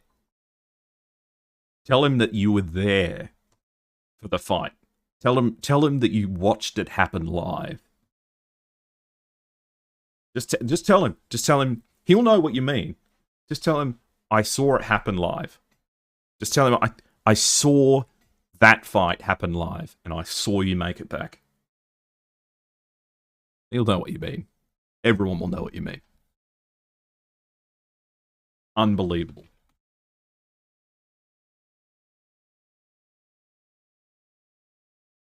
What can you say? All right, guys. Stand up. Get a drink. Stretch your legs. We're going on to round 3. It's not over yet. We'll be right back.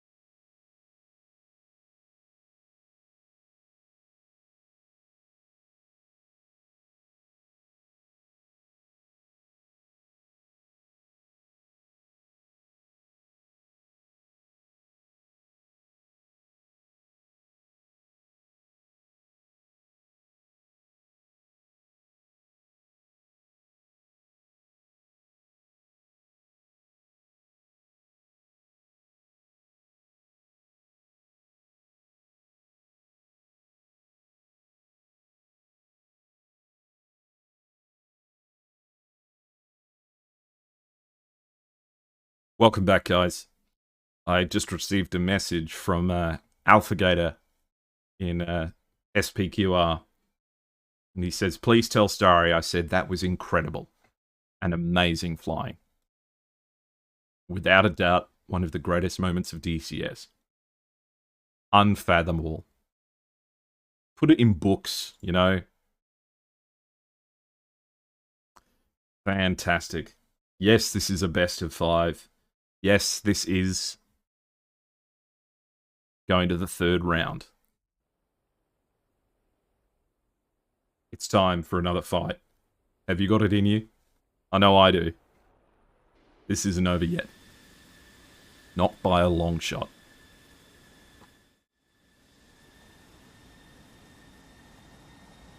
SPQR, with the bloodiest of noses you could imagine, reeling after what must have been heartbreaking. Absolutely heartbreaking.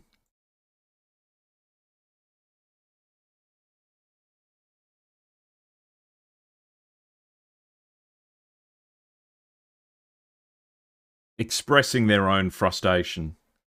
Expressing SPQR having experienced a DC in the last match. They did unfortunately lose a player in the previous match. KCDC having had unfortunately lost connection at the worst possible time. And a CFIT, which is an acronym I haven't heard in a while, controlled flight into terrain, with one of the F-15s binning it. And here we have Starry Fox 9 in a F-18 with weapons and fuel.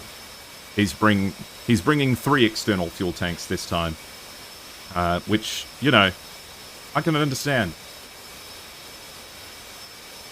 Yes, SPQR did say that that was a CFIT. Accidental. It's so easy to do in the mountains. I've done it dozens of times. In that kind of fighting, it's so easy to do.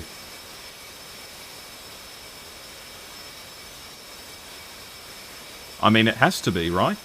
If you count them as maneuver kills. Yeah. Ace in a flight. Who cares about the specifics? Who cares about the definitions?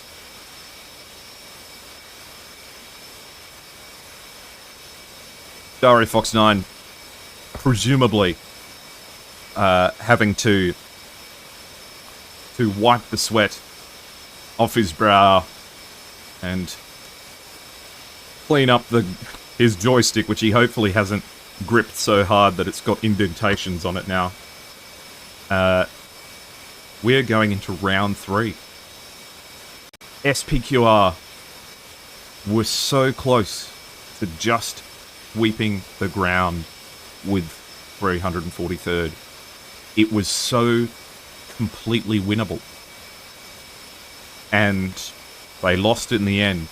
So it's not over yet. 343rd, after that spectacular performance, is going to have to be realistic with themselves. They nearly lost that. And not only did they nearly lose that, they nearly lost it badly. So this is not the time to sit around and congratulate yourselves for being brilliant. You lost that. And it was only by a sheer miracle that you got away with it.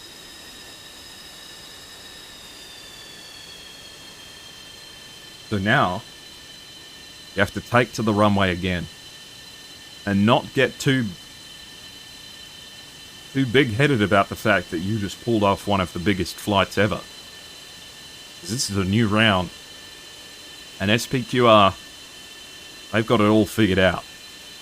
And they're out for revenge.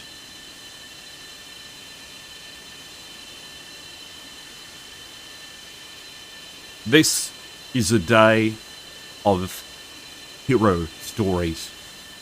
I mean, whoever wins, we have Starry's flight. And if SPQR wins 3 rounds in a row, it's going to have to take. Legendary.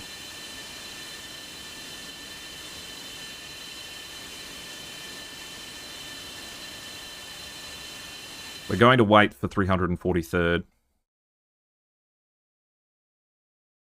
And I am just going to have to go to the bathroom because I drank too much water.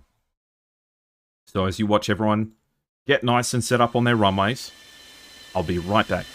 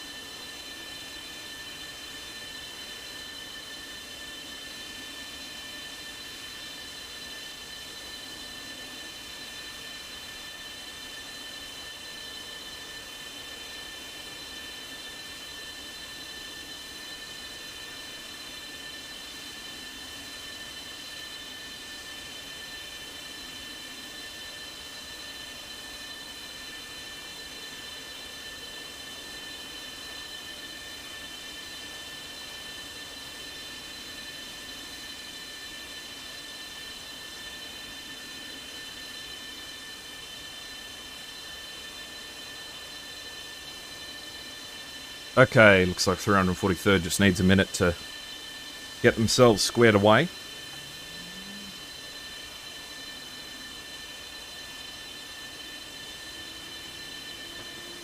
Both teams in positions to win.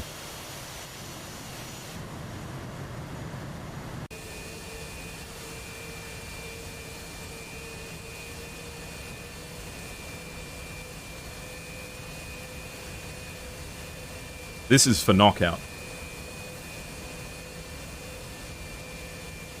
Oh, thank you very much. I appreciate that. I'm glad you guys are enjoying it.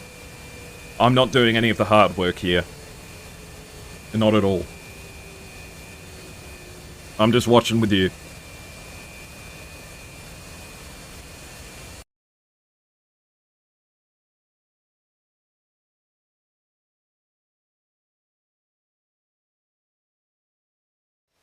Starry Fox 9 leads out the pack. No doubt very happy to have 2 working engines and full fuel tanks.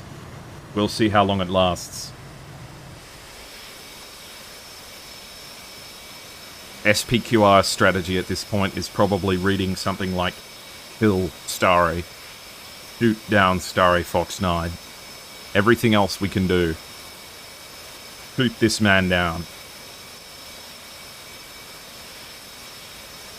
This is getting personal now. This is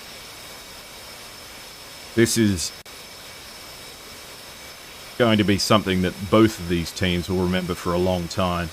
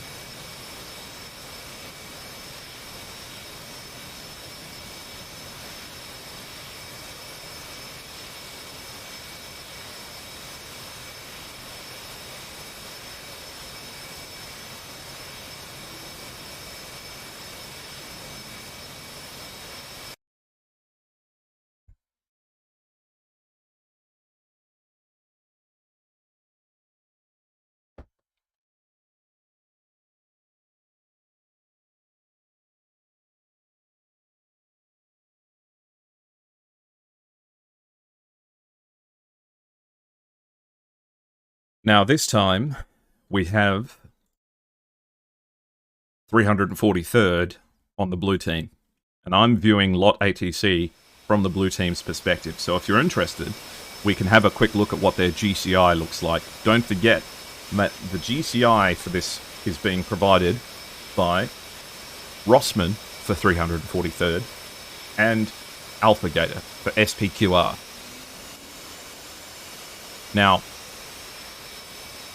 imagine that we'll be seeing things from Rossmann's perspective, providing the intel that they can to the pilots of 343rd.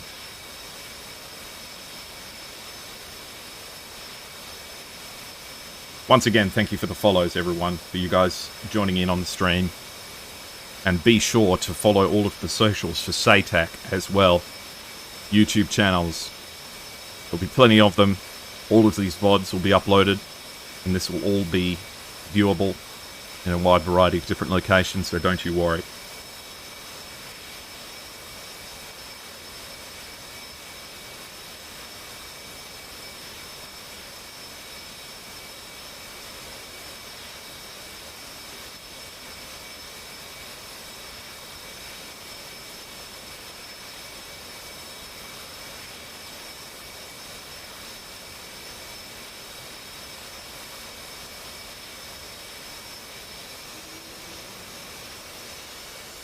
It's only a matter of seconds before we start. Round 3. Best of 5. 6v6. SATAC. Plus the GCIs on either side. This is the knockout of SATAC 2022. Both teams ready and raring, champing at the bit, ready to go. Engines on, weapons armed, fuel tanks full to the brim. Who is going to make it back? Who will survive, and who is going to go on to the next round.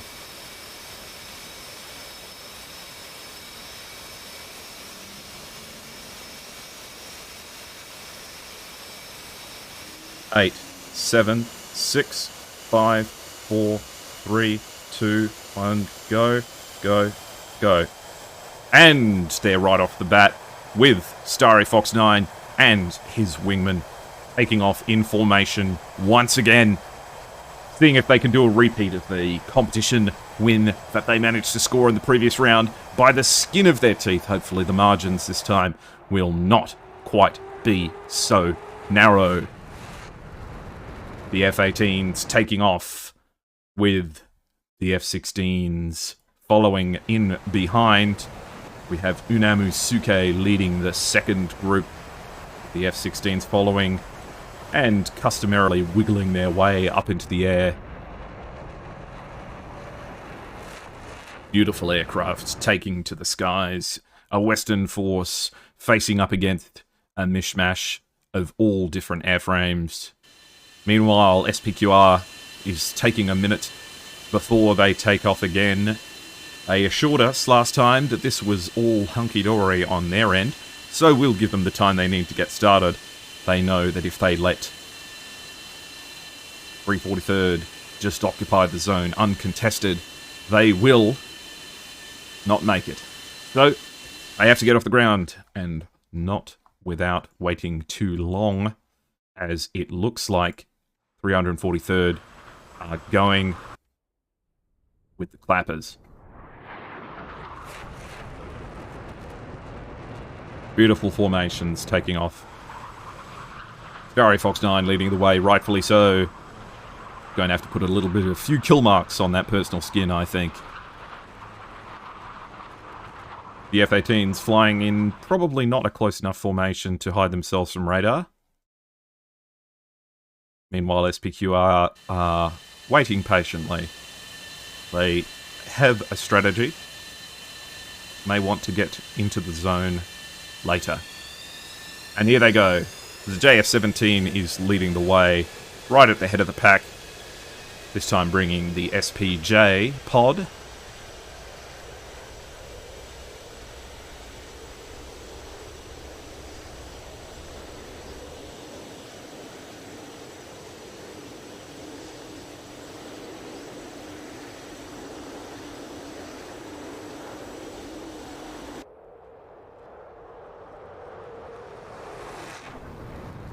Not in as much of a hurry as the 343rd. As the F-16s are the second to go. They'll have spoken strategy, and they'll know exactly what their plan is for this one. The long-range fighters, the last to go. The F-15s and the Su-33. The F-15s performing beautifully in the last match. Performing in a almost complete clean-up against the northern group of 343rd that came out to intercept them. So, they have a strategy that they know works. The question is, can they get it to seal the deal this time? Let's have a look on the lot ATC. Now, as you can see, we're seeing things from the 343rd's perspective at the moment. So, we have Ume Suke, Starry Fox 9, and all the rest of their flights taking off now and feeling comfortable. Not picking up anything on the radar scope. So the question will be, are they flying low? Have they not even taken off yet? Still got plenty of distance to cover, 250 kilometers or so. So we will give them a minute to figure out what they're doing. Meanwhile, it looks like the long-range fighters for SPQR have decided it's time to go.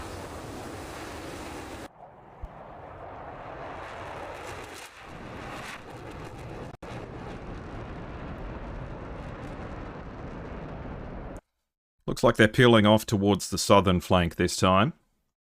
Remains to be seen, with one F-16 clearing up the northern route, but I think quite confident in the knowledge now that 343rd much prefers to fly in the southern route.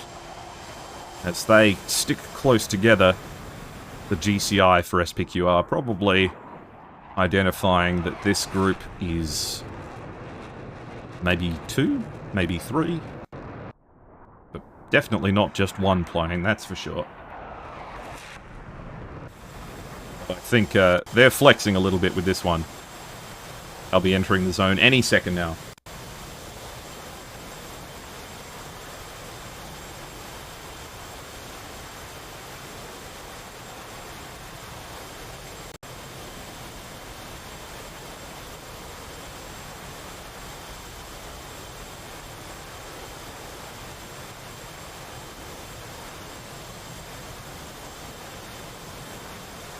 They're good-looking planes, that's for sure.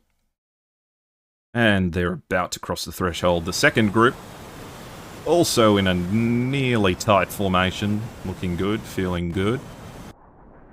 I don't have as much to prove. Not the plane, the insect. Oh, I see. Well. The F-15s. Full burner. Up high. Takes a lot of power to be able to break the sound barrier when you're climbing like that. Zim in the northern F-16 is taking their way up to the sky.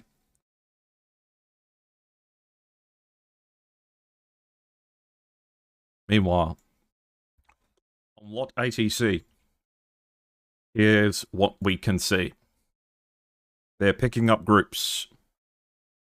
A 2 group at the southern area, going fast and climbing.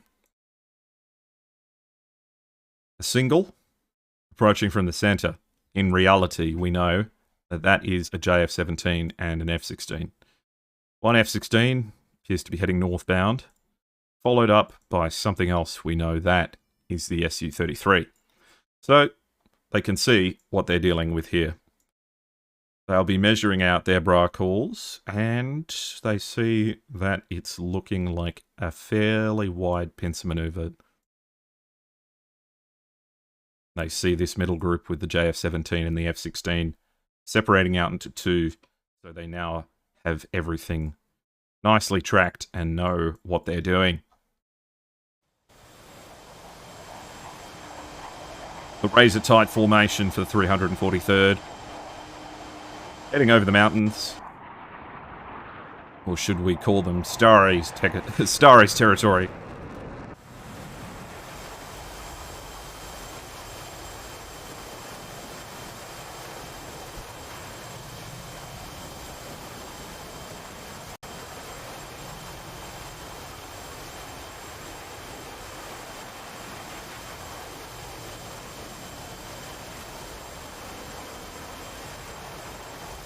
Beginning a slightly southward turn, as they appear to want to stay where they belong, in the mountains.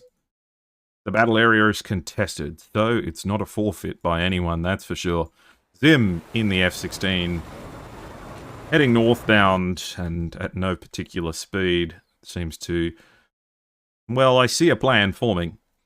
I wouldn't be surprised if we see SPQR continuing down this route in this direction, and then once the engagement happens in the central mountainous area, we see the F-16s and JF-17s heading south, while the high altitude F-15s keep those unawares busy down below.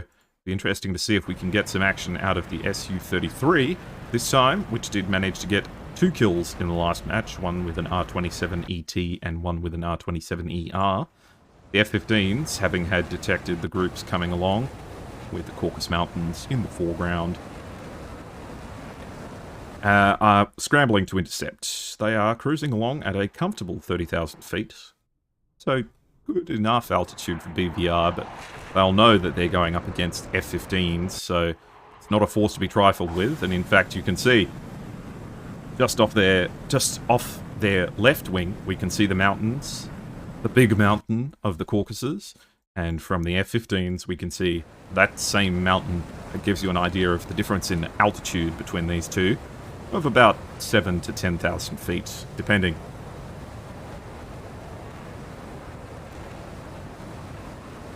The F-15's having the added benefit of having electronic countermeasures, ECM, built into the airframe.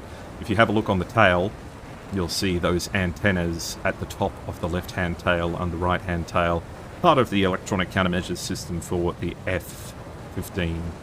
And it is an air superiority fighter in every sense of the word. Meanwhile, the F-18s have decided it's time to go low. That's where they belong. As they dump a little bit of altitude. Starry Fox 9 leading the way as they brake and go down with lightning speed. Meanwhile, the southern group with the F-16s is also dropping altitude and going down into the mountains. A very good tactic against F-15s, which struggle to some degree within this environment. The current closure between the two, 45 nautical miles, potentially far enough for a shot, but they'll know that with the mountains presenting a threat, it is difficult to guarantee any kind of reliable hit between those missiles. So, probably holding on to them for now, but I wouldn't be surprised if they have lock. Radar warning receivers providing helpful hints about the location of hostile aircraft. Probably not quite at burn-through range. In fact, they'll probably be burning through any second now, with Starry Fox 9 going on south and breaking away as VIP Boy and ACAS, forming a two-pair going into the southern group. We'll see missile launches any second now. We have Gopnik Tsar at the front. Is it time to release the first bits of ordnance of the match?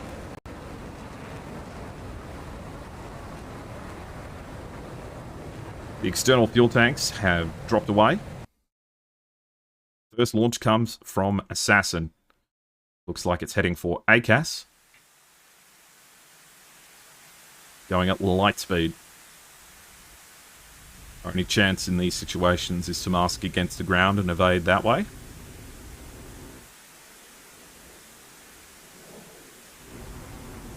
It has track, but is it going to connect?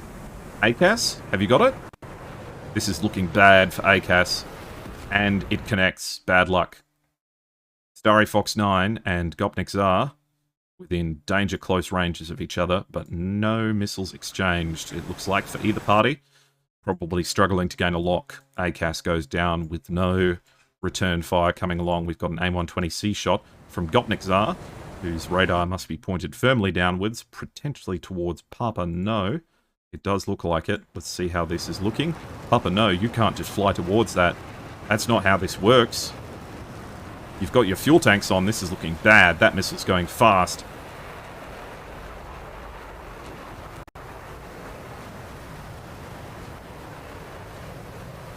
Maybe has got away with that. Very lucky, though. Spoofed it into the mountains. Okay, okay. This is SPQR firmly stating that they do not feel like making any of the same mistakes that they did before. The Su-33 now coming in to make a statement.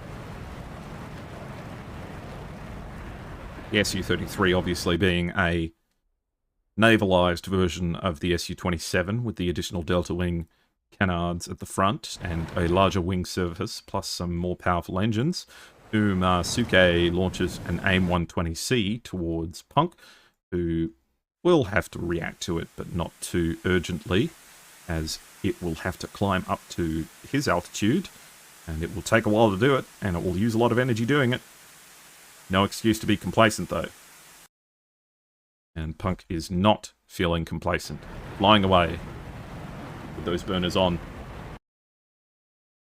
We're seeing much, much more cautious play happen here, as both teams are just probing each other. 343rd saying loudly, come on into the mountains, this is where we want to fight, and SPQR saying we do not want to come into the mountains, come up to altitude, that's where we want to fight. And Neither side willing to compromise, with Punk at 43,000 feet and going fast. You've defeated the missile. I wouldn't worry too much. Starry Fox 9 looks like he's making a push out of the cover of the mountains to potentially find someone unawares. I mean, you don't even need your radar at this range. You can see the contrails up there. Potentially going to go for a launch. That'll be a very long one. Off it goes. And there's a launch coming in return with an SD-10. Looks like it's going towards VIP Boy, who's launched an AIM-7P. So potentially just a noisemaker there to provide some degree of distraction. This SD-10 is going towards Starry Fox 9. Has some speed, but potentially not enough unless Starry makes a mistake, which he's not known for. And has flown away cold. The AIM-120C and AIM-7P not really finding anyone. An AIM-120C launched against Udati. Has some speed. Udati. You're going to have to evade a little bit harder. Come on, Udati. Come on, you. Oh no, that's not good. That's not good. Oh, there he goes. Another AIM-120C coming up towards Umesuke. AIM-120C launched towards Gopnik Tsar, but it does not have much speed left. Umesuke's AIM-120C. Ooh, that's going to be a close dodge. Don't turn cold. It's lost track. Okay. That's looking all right. An AIM-120C against Starry Fox 9 and one coming in return against Punk at high altitude. This AIM-120C, no track. This AIM-120C in return has a lot of altitude to climb up to, but it may have the legs. Can it turn? Oh, not quite, not quite, not quite, not quite. That's the trouble with launching things up that high. An AIM-120C from Papa No against KCDC. Pull some shapes, KC. Pull some shapes. Oh, he does! Without dropping the fuel tanks. That was a very, very, very close shot. Gopnik Tsar turning in towards Umesuke, having had, I think, cleared out another one of the 343rd down below. We'll have to check TAC view. The same 120C. Just looking amongst the ground clutter to see whether or not you can see anything. Can you see anything? And you can, but you lost it in the ground right at the last second. VIP Boy launching an AIM-120C against Assassin at high altitude and getting one in return. That'll be tricky to evade without losing it in the clutter, and they do. AIM-120C against Praetorian. Pull shapes, pull shapes. No, not lucky that time. Starry Fox 9 has a bone to pick with Punk, who is flying away, does not want to mess around. AIM-120C against Zim, an F-16. This missile has speed. Zim's going to have to pull shapes, which they're not.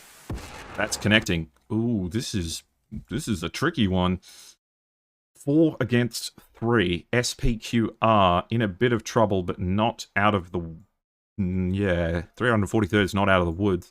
Starry Fox 9 in a tangle with Punk in the Su-33. Gopnik Tsar flying directly over the head of VIP Boy, who has spotted him. Will fire a surface-to-air missile. That AIM-120 is launched, and an AIM-9M in response. And it hits! And did Gopnik get away with that? Are you alive, Gopnik? Or did you get pilot killed? Away with it! Unbelievable. Gopnik Tsar is like, yeah, I'm not messing around anymore, okay? You want to fight in the mountains? I'll fight in the mountains. Got one AIM-9M left. Make no mistake, the F-15 can dogfight. This is going to be a merge.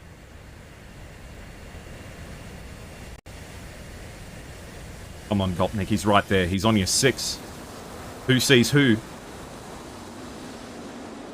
That's situational awareness foible. Oh no, Gopnik, you've got yourself in a big, big load of trouble now. He's right behind you. You've got to be hearing your radar warning receiver. Gopnik is going at light speed. This is This is troublesome. Starry and Assassin tangling at low altitudes. Papa no. Caught in the middle. Gopnik wants Papa. An R27 ET launch from Punk against someone.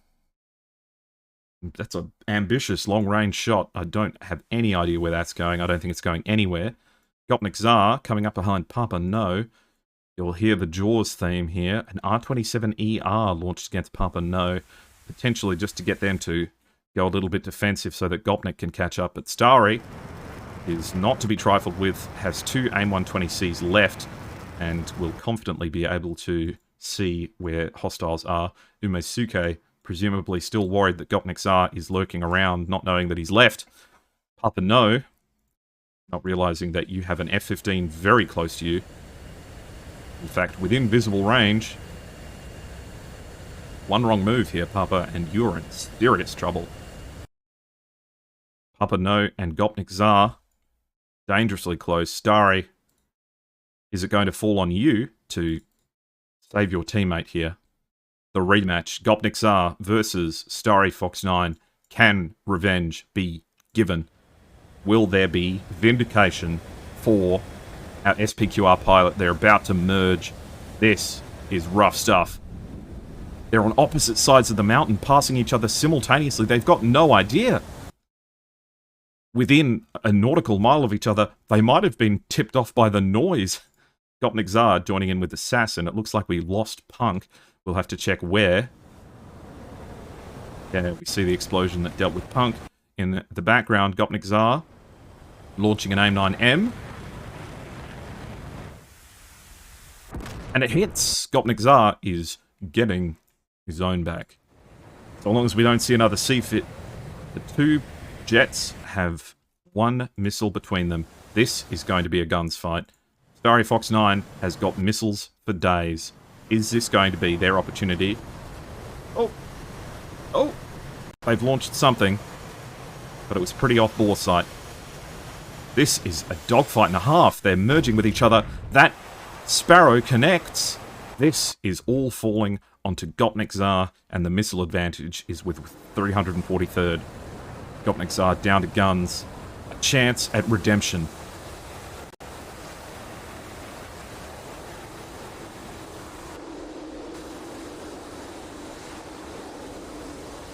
But this is going to take special flying. Not impossible. Starry showed us in the last round it's not impossible. But it's damn hard.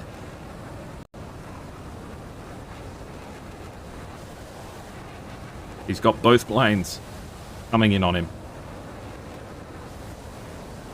It'll take some mistakes from 343rd, and you're going up against Starry. Of course, one of the brightest and best pilots in the airspace at the moment. They're basically formation flying at this point. He sees them both, cresting the top of the hill. Starry has missiles. He elects not to follow Starry.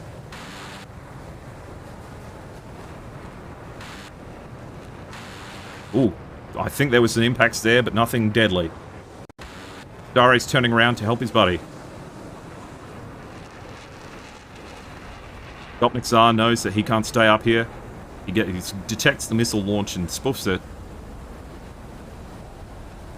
This is difficult. Countermeasures? No.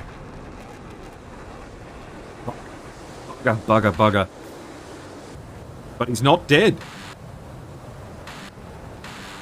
Oh, and he gets the kill with a broken aeroplane. That is one F-15 down. Can he fly what's left of this? Oh no. That missile launch from Starry. This is insane. If this happens, I'm going to freak out. Don't do it. Don't do it. Don't tell me you can do it. Oh my god. He's flying what's left of an F-15 in a merge with Starry Fox 9. This is unfathomable. He must be leaking everything. I mean... What's it? No. No, he's pulling the nose. He's pulling the nose. Has he got ammo left? No.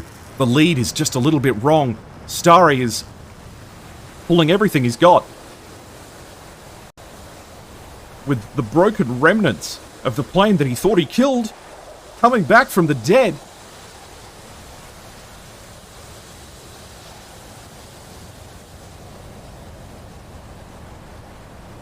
Will he have enough fuel even if he wins? I don't know. There's everything leaking out of his plane. He hasn't got a radar. He's got no gun sight. He's dangerously close to the nose, but the gunshots don't hit. There is so little of this plane left.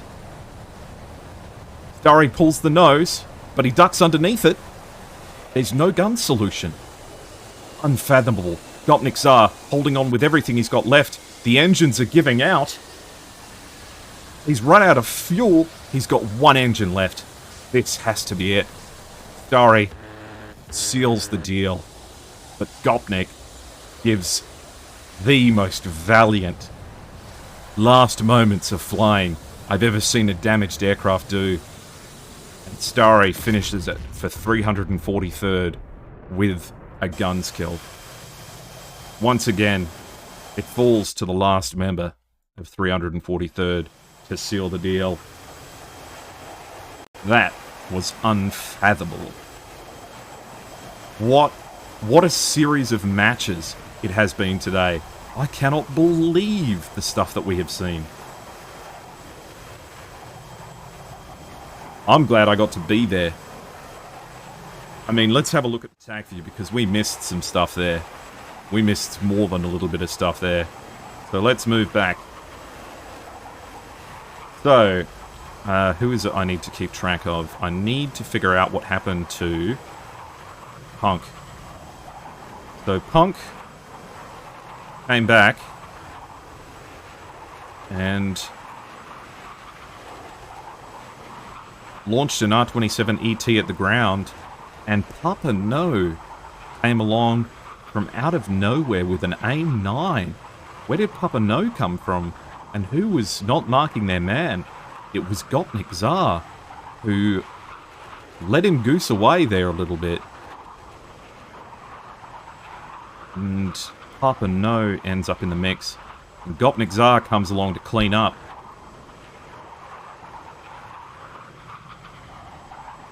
With the name 9 as well. And Assassin comes along to help. Starry Fox 9 says, no, Gopnik Tsar and I need to settle things a little bit.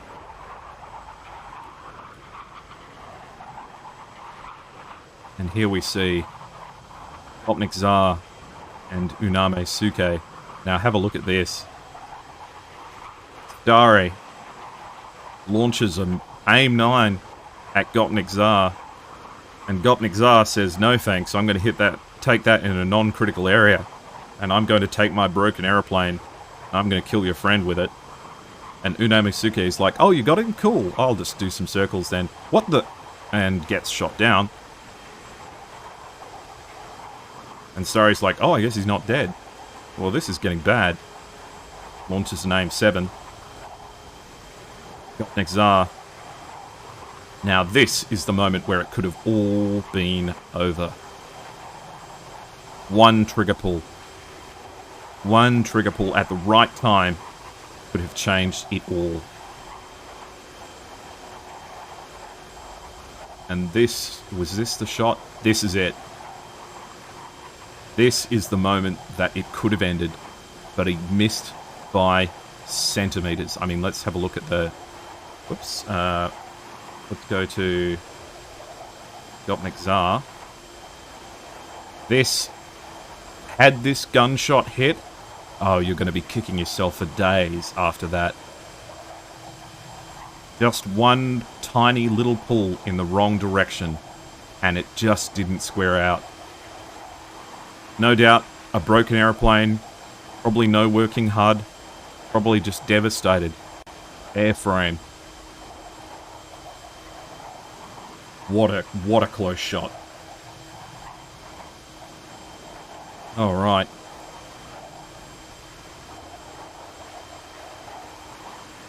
And Starry finishes the job. Because who else? You know? Who else? But that was anyone's match there. That was just anyone's match. SPQR ought to walk away from that feeling extremely satisfied at how all of that panned out.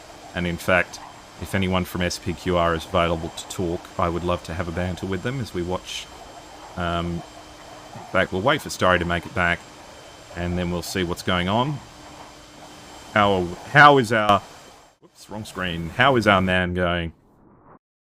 How is Mr. Starry Fox 9 going? Probably feeling a lot better now that he's not having to fly back with one engine and no fuel.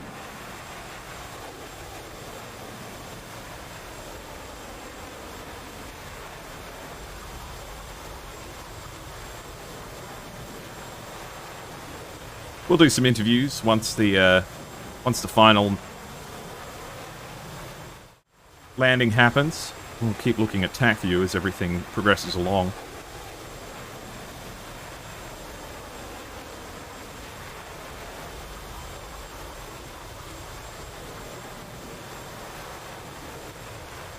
The start of the event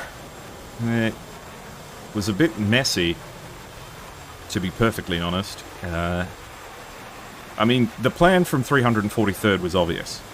Stay in the mountains. You can't compete against these F-15s up in their play space. And SPQR, all hovering above 30,000 feet and launching missiles down. And the only thing that saves them every time, we have this launch against Starry Fox 9, and you just see that what happens with these missiles is they just lose it in the terrain. No track. Gain track. This is a bad example. Oh, there you go. It's that last moment.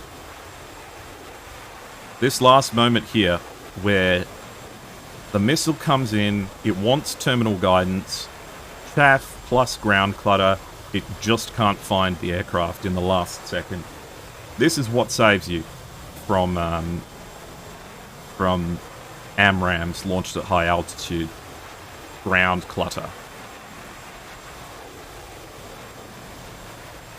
Now, what do you do against ground clutter? Well, it's a difficult thing, because if you're too low, you expose yourself to enemy missiles. And it's clear that they wanted to make sure that they didn't get too comfortable up at high altitudes with these launches, which never really had any real possibility of hitting, but certainly worth firing. This was ooh, goodness me, my voice. This was an interesting tactic here. It's a shame it didn't work, because I would have loved to have seen what it was possible. So we had a simultaneous launch from Starry Fox 9 and VIP Boy. Now, VIP Boy launches the AIM-7. Now, the AIM-7 is a Fox 1, and presumably they're targeting the same target. So their Fox 1 gets launched and provides a missile launch warning, causing the JF-17 to start freaking out. Meanwhile, the AIM-120 is coming in behind it and is taking the opportunity to sneak in amongst the noise. Doesn't work out, but is a cool idea anyway.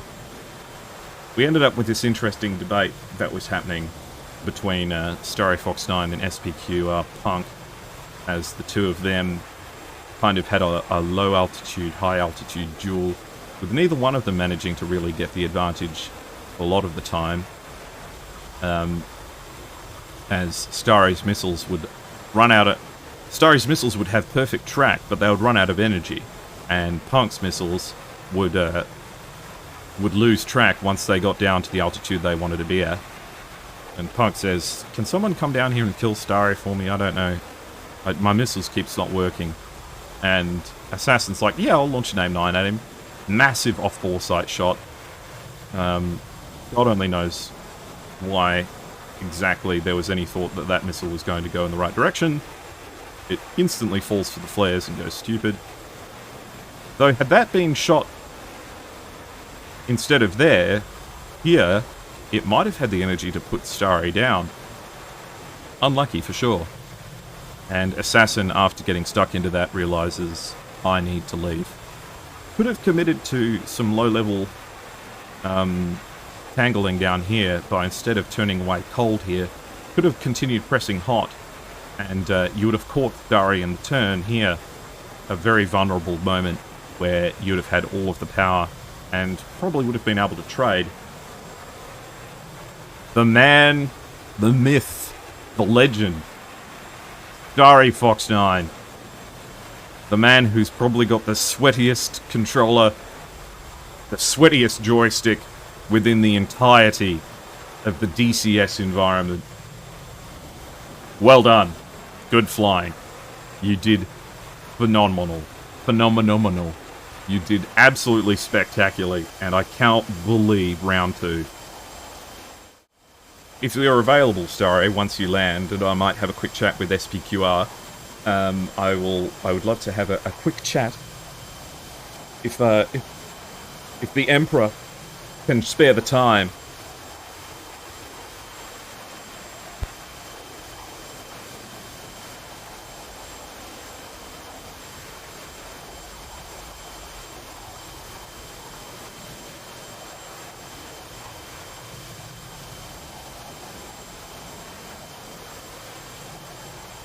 Yes, of course, the entirety. Bring them all along. They deserve a good cheer.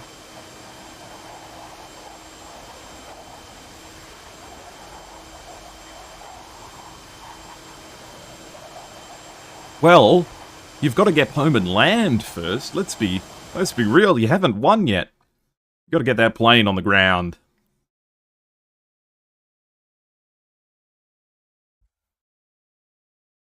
You haven't won yet.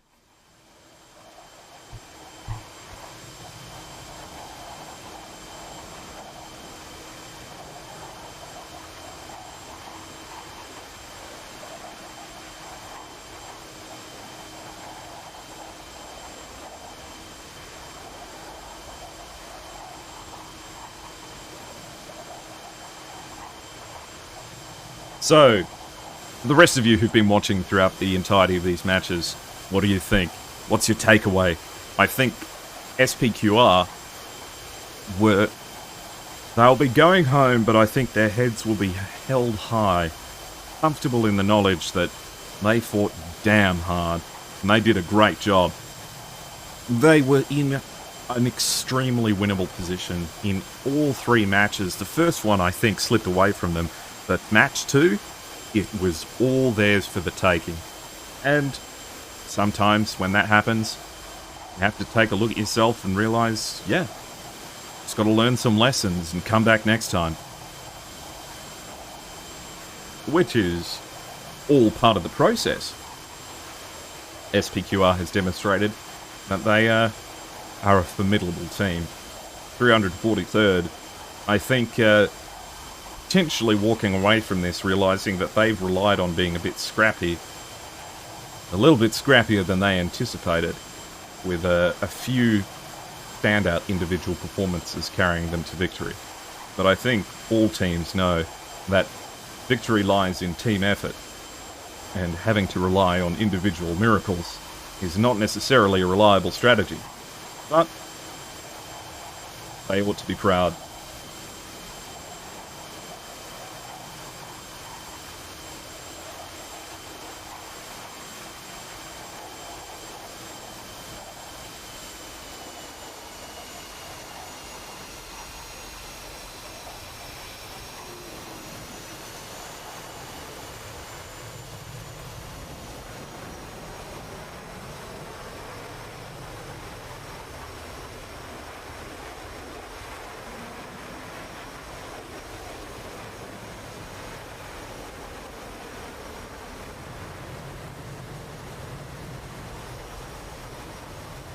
Starry performing what I believe to be called an overhead break.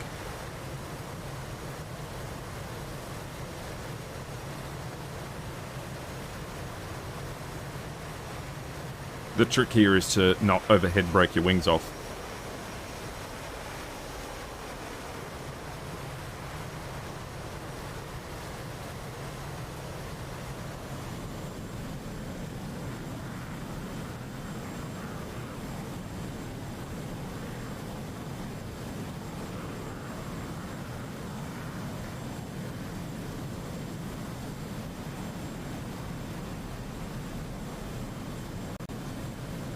Let's see who we can get in contact with.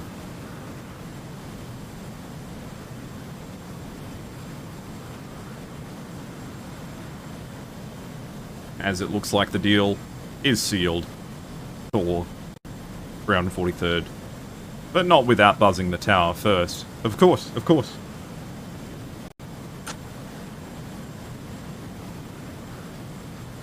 Hello, hello.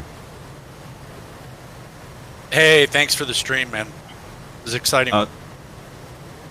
Now, I've got here with me SPQR Alphagator and SPQR Gopnik Tsar. The both of you. Fantastic effort. Brilliant flying from your team. You did really well. And as I was saying just a second ago, I think you should walk away from this feeling extremely pleased with the effort. How are you feeling? Obviously down, but we just saw an absolutely amazing feat.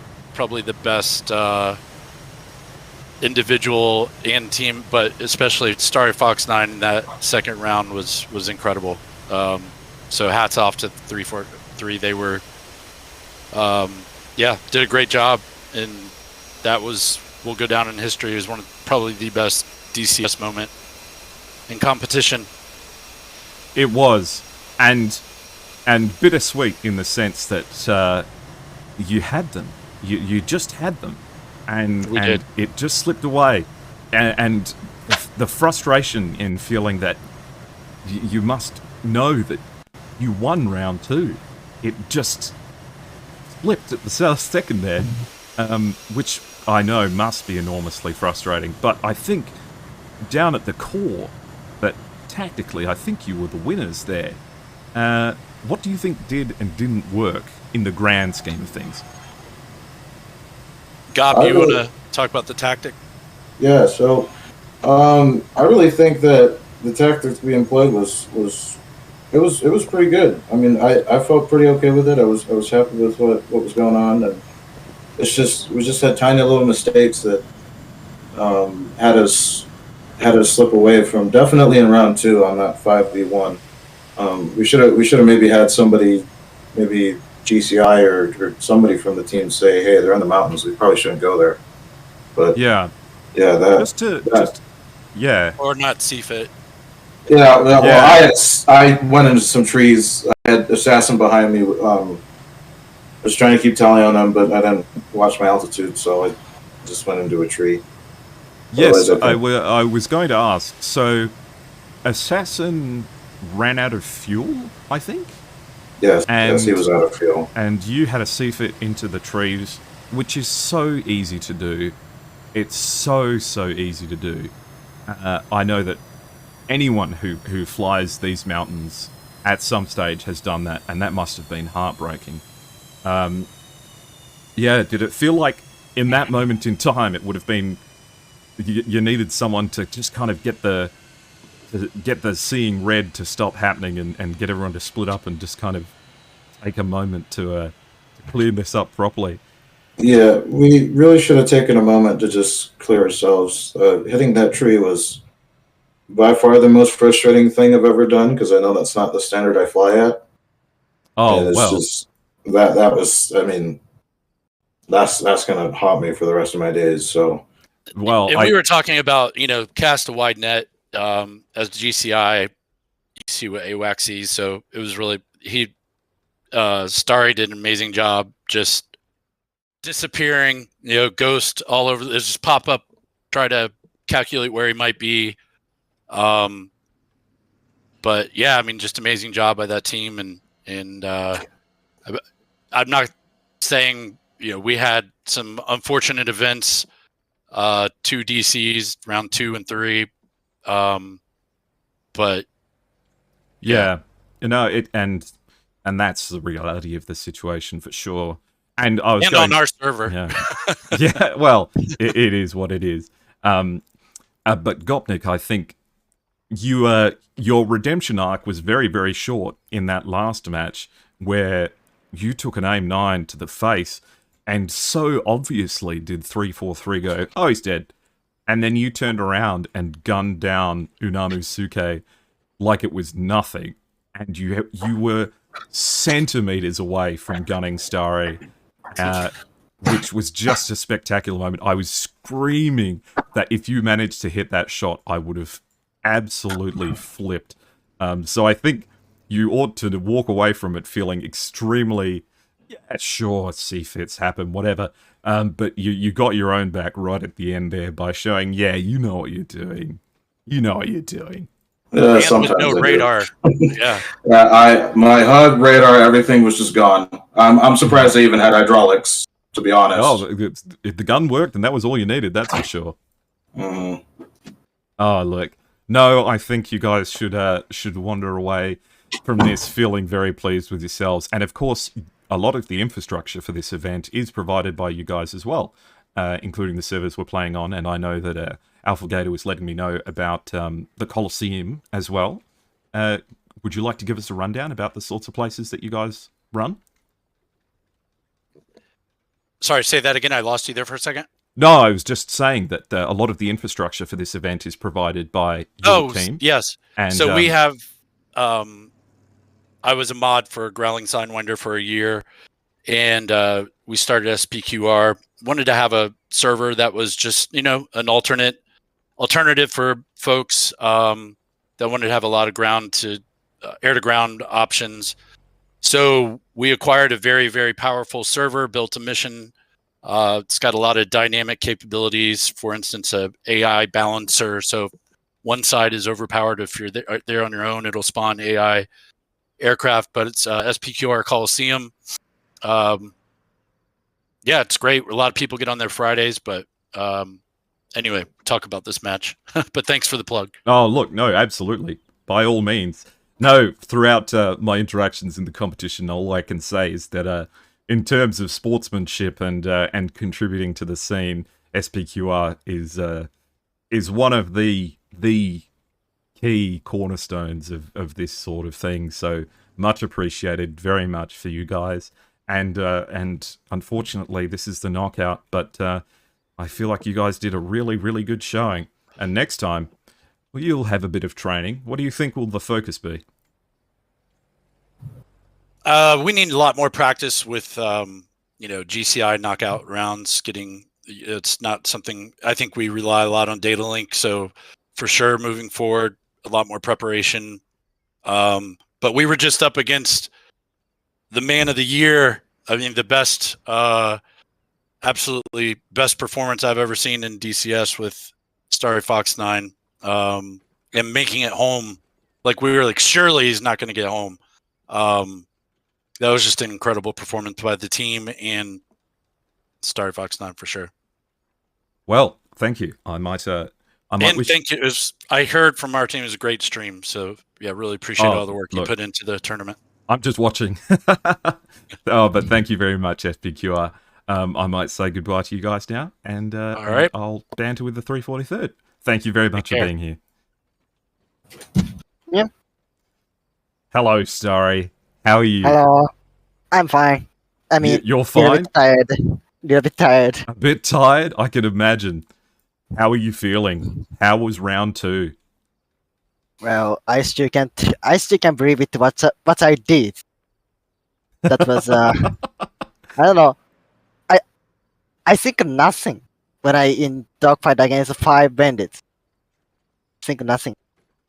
Oh man, no, and you had nothing. You had 1 AIM 120C, 2 AIM 9Ms, and the gun. Not even enough missiles for 5 people. Yeah, that's why I think nothing against 5 bandits. I just pull my stick, pull the trigger, and kill the enemy. That's only what I thought. Well, I think everyone I've spoken to and everyone who was here has said that was possibly one of the greatest competitive DCS moments they have ever seen. That was phenomenal. Well done, like, sincerely. Cannot believe it. But it was close. To get into a situation of a 5v1, you got to remember that meant that everyone else was dead. It must have been stressful because the plan kind of fell apart. How did you feel about the low altitude staying in the mountains plan versus the planes that SPQR brought? Well, actually, we fear nothing about the low level fight in the dog fight because we are not afraid to die. Well, So, that's a quote. Yep. We are not afraid to die. Great.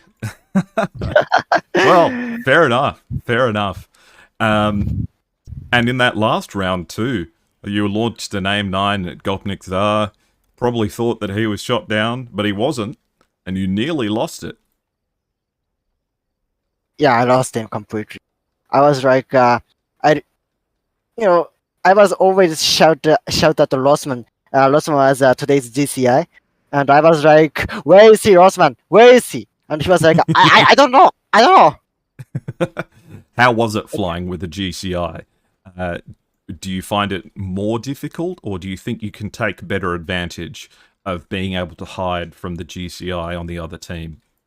Well, absolutely difficult. It's really difficult from a normal flying because normally we have AWACS to give me a data link, Yeah. but this time we have nothing, just only in-flight data link with Hornet and Viper. Yes. And Rossman also he was the first time that he gonna do GCI at this situation. So we really confused in every round. Yeah. It's a difficult skill for sure. I know Yes. that your team is everyone on your team Japanese? It's everyone is Japanese today. So the GCIing was done in Japanese? Yes. Oh, that would have been cool. I wish I could have listened to that. Your team must be very, very excited and very pleased to be going through to the next round, because that was some hard fighting. How much fuel did you have left at the end of the fight on round 2? Let's see. At the end of round 2, I have only my fuel state was 0.1, and it's okay. it's almost out of fuel. And that was when the fight finished, and you had to make it back. Yes. Oh my goodness. Well, have you got any shout outs to give? Would you like to say thank you to your team? Would you like to congratulate SPQR on some good flights? Please go ahead.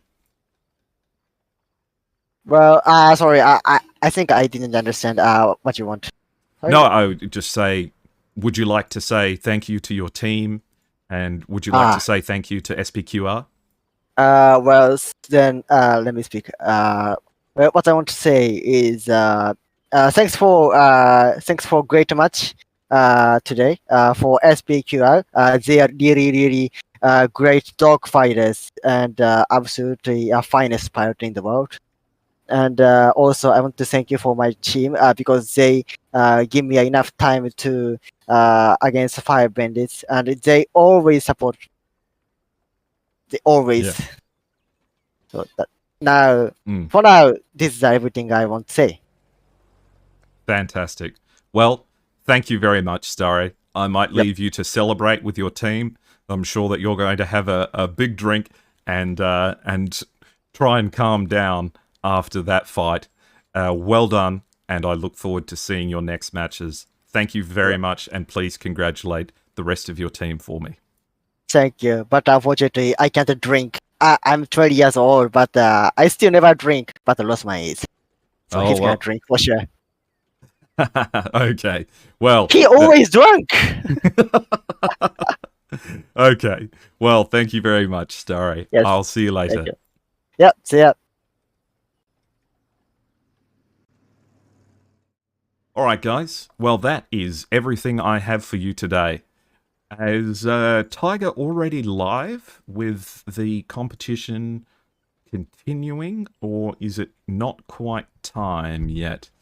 Let me just check what's going on. I think Tiger isn't quite yet started. So, I will shout out Tiger to let you know where the next match is going to be. And there we go. 104th Tiger will be hosting the next match, which will be PTF versus... let me double check so I don't flub this up, because that's exactly the sort of thing. ETF versus PTF. So it's the battle of E versus P. And it will be at 1900 Zulu time. So I look forward to seeing all of you guys on Tiger's stream for the next round. Thank you for everyone who participated. Thank you guys for those of you who tuned into the stream.